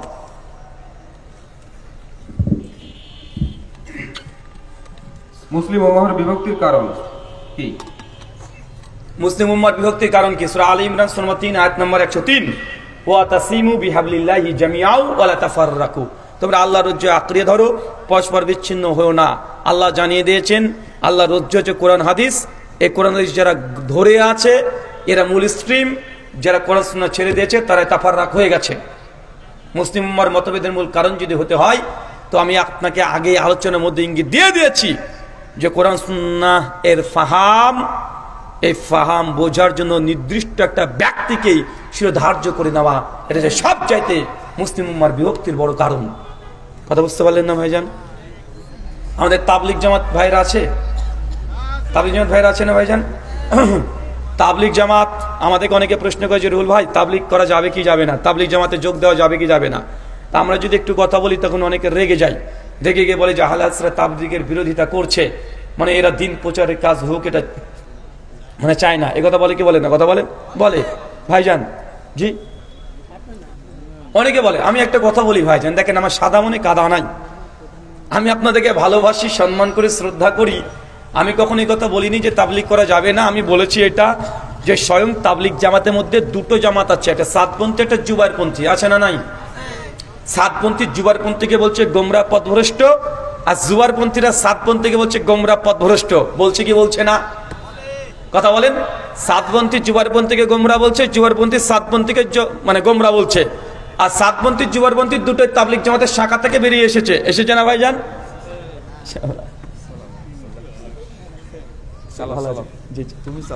আমি চালাবো। তো সাতপন্থী জুয়ারপন্থীকে বলছে গোমরা পথভ্রষ্ট, জুয়ারপন্থী সাতপন্থীকে বলছে পথভ্রষ্ট গোমরা, বলছে না ভাইজান? তা আমি আগে থেকে বলেছি আমি সাদা মনে কাদা নেই, আমি দুই ভাইকে ভালোবাসি, আর একই মায়ের পেটের যমজ ভাই এরা। তা আমি জাস্ট দূর থেকে তৃতীয়পক্ষ হিসেবে বলেছি ভাইজান দেখেন যে সাতপন্থী জুয়ারপন্থীকে গোমরা বলছে, জুয়ারপন্থী সাতপন্থীকে গোমরা বলছে। আমি বলছি তোমরা দুই ভাই একদম এই মাসালায় হকের উপরে প্রতিষ্ঠিত, একদম ঠিক বলছো, তোমরা দুজনই পথভ্রষ্ট গোমরা। ভাই আমার নতুন করে ফতোয়া দিয়েছি, আমি দুজনের ফতোয়াকে মেনে নিয়েছি। তা আমার মতো ভালো শুভাকাঙ্ক্ষী কেউ আছে? অনেকে এবার বলছে ভাইজান আপনি ভারতের মাস শেষে আমাদের ভারত বাংলাদেশ শেষে কেন আপনি ঝামেলা পাকাচ্ছেন, কেন ফিতনা করছেন? আমি বলেছি ভাইজান ইতিহাস আবার পড়তে হবে। তাবলিগ জামাত বাংলাদেশি প্রোডাক্ট নয়, মেড ইন ইন্ডিয়া। মৌলানা ইলিয়াস সাহেব স্বপ্ন কোথায় দেখেছিলেন? মালফুজাতে ইলিয়াস সাহাব 50 নম্বর নসিহা, একদম পরিষ্কার তিনি হরিয়ানা, এটা বাংলাদেশ না ভাই, এটা কোনটা? ইন্ডিয়া, ভারত। হরিয়ানার মেয়রে তিনি স্বপ্ন দেখেছেন, মেয়র থেকেই তাবলিগ জামাত প্রথম সূচনা হয়। তো এটা কোথাকার? বাংলাদেশ না ইন্ডিয়া? আমি কোথাকার? তা আমি আমার দেশের কোম্পানি নিয়ে কথা বললাম, আপনার তো সমস্যা কি? আচ্ছা বাংলাদেশে যে কওমি সিলেবাস চলছে, কওমি, এই কোম্পানি কোথাকার? এ ব্র্যান্ড মেড ইন ইন্ডিয়া, কোথাকার এটা হলেন?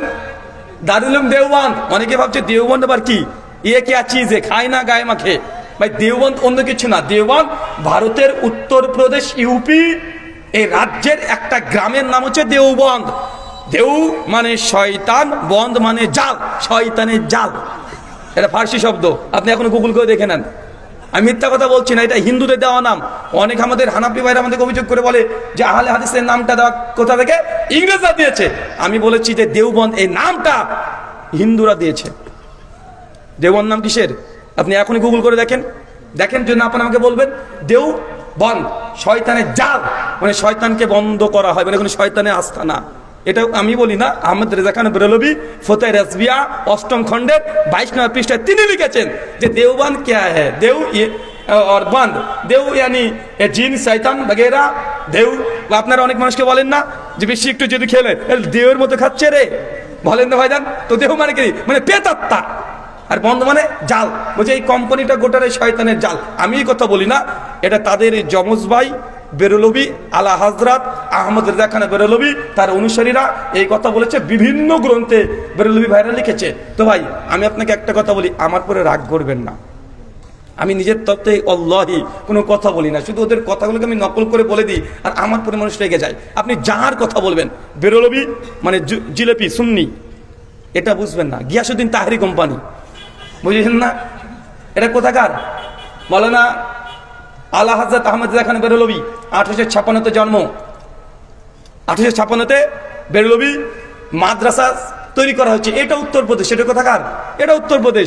তো বাংলাদেশে যতগুলো কোম্পানি চলছে সবগুলো মেড ইন ইন্ডিয়া, বাংলাদেশের না। তা আমি যদি দেওবন্দি, বেরলভী, তাবলিগ জামাত, জামাত ইসলামী এদের সমালোচনা করি, রাগ আপনি করবেন না। আমার জিনিস আপনি নিয়েছেন, আপনার জিনিস আমি নিইনি। বুঝতে পারলেন না ভাইজান? মানে আমাকে অভিযোগ বারবার যে আমি কেন কথা বলি। ভাই আমার জিনিস নিয়ে যা ইচ্ছা তাই করতে পারি। আল্লাহ সুবহানাহু ওয়া তাআলা তুমি আমাদের বোঝার তৌফিক দান করো, আমিন। শেখকে দিয়ে দেন। হানাফি মাযহাবের প্রবর্তক কে? হানাফি মাযহাবের প্রবর্তক কে? এখানে যদি রাইস নদভী রাহিমাহুল্লাহ তার আল্লামা হাতে দ্বিতীয় খণ্ডে ডিটেল আলোচনা করেছেন যে হানাফি মাযহাব কিভাবে এই গোটা বিশ্বে এত 1/3 চলে গেল। তিনি 10টা কারণ বলেছেন। তার মধ্যে এক, সেই সময়তে কুফা এবং সেই অঞ্চলগুলো মূলত হানাফি ফিকহ অনুযায়ী প্রতিষ্ঠিত হয়ে গেছিল এবং রাষ্ট্রের দায়িত্ব তাদের আন্ডারে চলে যাওয়ার কারণে হানাফি মাযহাব গোটা বিশ্বব্যাপী সবচেয়ে বেশি প্রসার লাভ করেছে। অনেকে বলেন ইমাম আবু হানিফা রাহিমাহুল্লাহ হানাফি মাযহাবের প্রবর্তক। আমরা বলি যে না, ইমাম আবু হানিফা রাহিমাহুল্লাহ কখনো বলেনি যে তুমি আমার প্রত্যেকটা কথা, আমার কথাগুলোকে তুমি গ্রহণ করে নাও, বরং 4 মাযহাবের 4 ইমাম সহ ইমাম আবু হানিফা রাহিমাহুল্লাহর সহিহ সনদে শিয়ারু আনামিন নুবালাতে ইমাম জাহাবি রাহিমাহুল্লাহ নকল করেছে। এতে ফতোয়া শামিতে হানাফি ভাইরা নকল করেছে। ইমাম আবু হানিফা রাহিমাহুল্লাহর ফতোয়া স্পষ্ট, লা তুকাল্লিদুনি, তোমরা দিনের ব্যাপারে আমার তাকলিদ করো না, অন্ধ অনুসরণ করো না। আমি কোথা থেকে এই ফতোয়াগুলো দিই, কোন দলিলের ভিত্তিতে দিই, প্রত্যেকটা দলিল তোমরা যাচাই করো, তারপর তোমরা এটাকে গ্রহণ করবে। তার মানে ইমাম আবু হানিফা রাহিমাহুল্লাহ নির্দিষ্ট একটি মাযহাব তাকলিদের সাক্ষীর তিনি বিরুদ্ধে ছিলেন। কিসে ছিলেন? কথা বলেন। বিরুদ্ধে ছিলেন। রশিদ আহমেদ গাঙ্গুহি রাহিমাহুল্লাহ হানাফি দেওবন্দি, তাজকিয়াতুল রশিদ প্রথম খণ্ড 131 পৃষ্ঠা। আশরাফ আলী থানভীকে কিছু ভক্তরা প্রশ্ন করেছে, क्या 4 मजहब मानना वाजिब है, इसके ऊपर इजमा साबित है, এটা প্রশ্ন। সেই সময় রশিদ আহমেদ গাঙ্গুহির মাধ্যমে চিঠিটা এসেছিল আশরাফ আলী থানভীর কাছে, আর আশরাফ আলী থানভী এই চিঠির জবাব দিয়েছিলেন। আর পরবর্তী সময় তাজকিয়াতুল রশিদের মধ্যে এই সমস্ত প্রশ্ন উত্তরগুলো, চিঠিগুলো, খুতবাতগুলো একসঙ্গে বাইন্ডিং করে 2 খণ্ড প্রকাশ করেছে।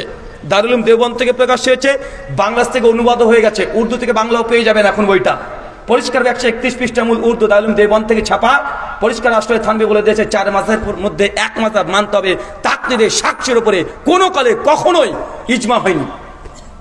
মানে বুঝতে পারলেন না কার কথা এটা? হানাফি ভাইরা পরিষ্কারভাবে বলেছে তাকলিদের সাক্ষীর উপরে কোনো কালে কখনোই ইজমা হয় নাই। তাই তাকলিদের সাক্ষী প্রতি যারা ইজমা দাবি করে, পরিষ্কার ডাহা মিথ্যা কথা। তার মানে এটা প্রমাণ হলো হানাফি মাযহাবের প্রবর্তক যে ইমাম আবু হানিফা, এই কথা বাতিল।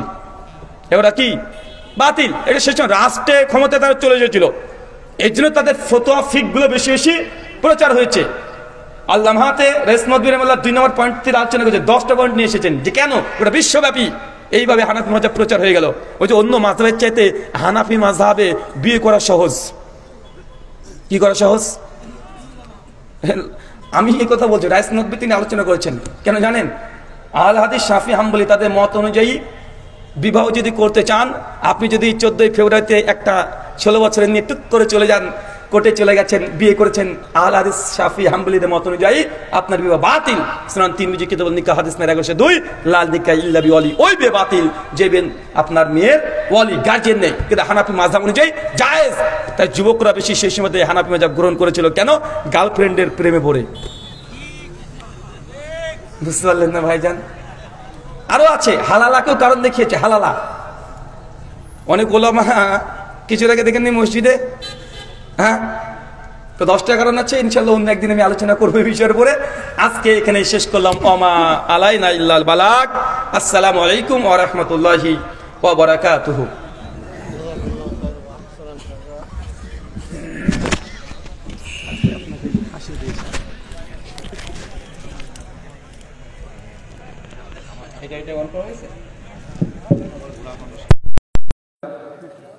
আমরা দীর্ঘক্ষণ ধরে ব্রাদার রাহুল ভাইয়ের কাছ থেকে গুরুত্বপূর্ণ আলোচনা শুনছিলাম। আল্লাহ সুবহানাহু ওয়া তাআলা উক্ত আলোচনাগুলো থেকে আমাদের সার্বিক জীবনকে পরিচালনা করার তৌফিক দান করুন, আল্লাহুম্মা আমিন। সঠিকটা শুনে বুঝে মেনে চলার তৌফিক দান করুন, আল্লাহুম্মা আমিন।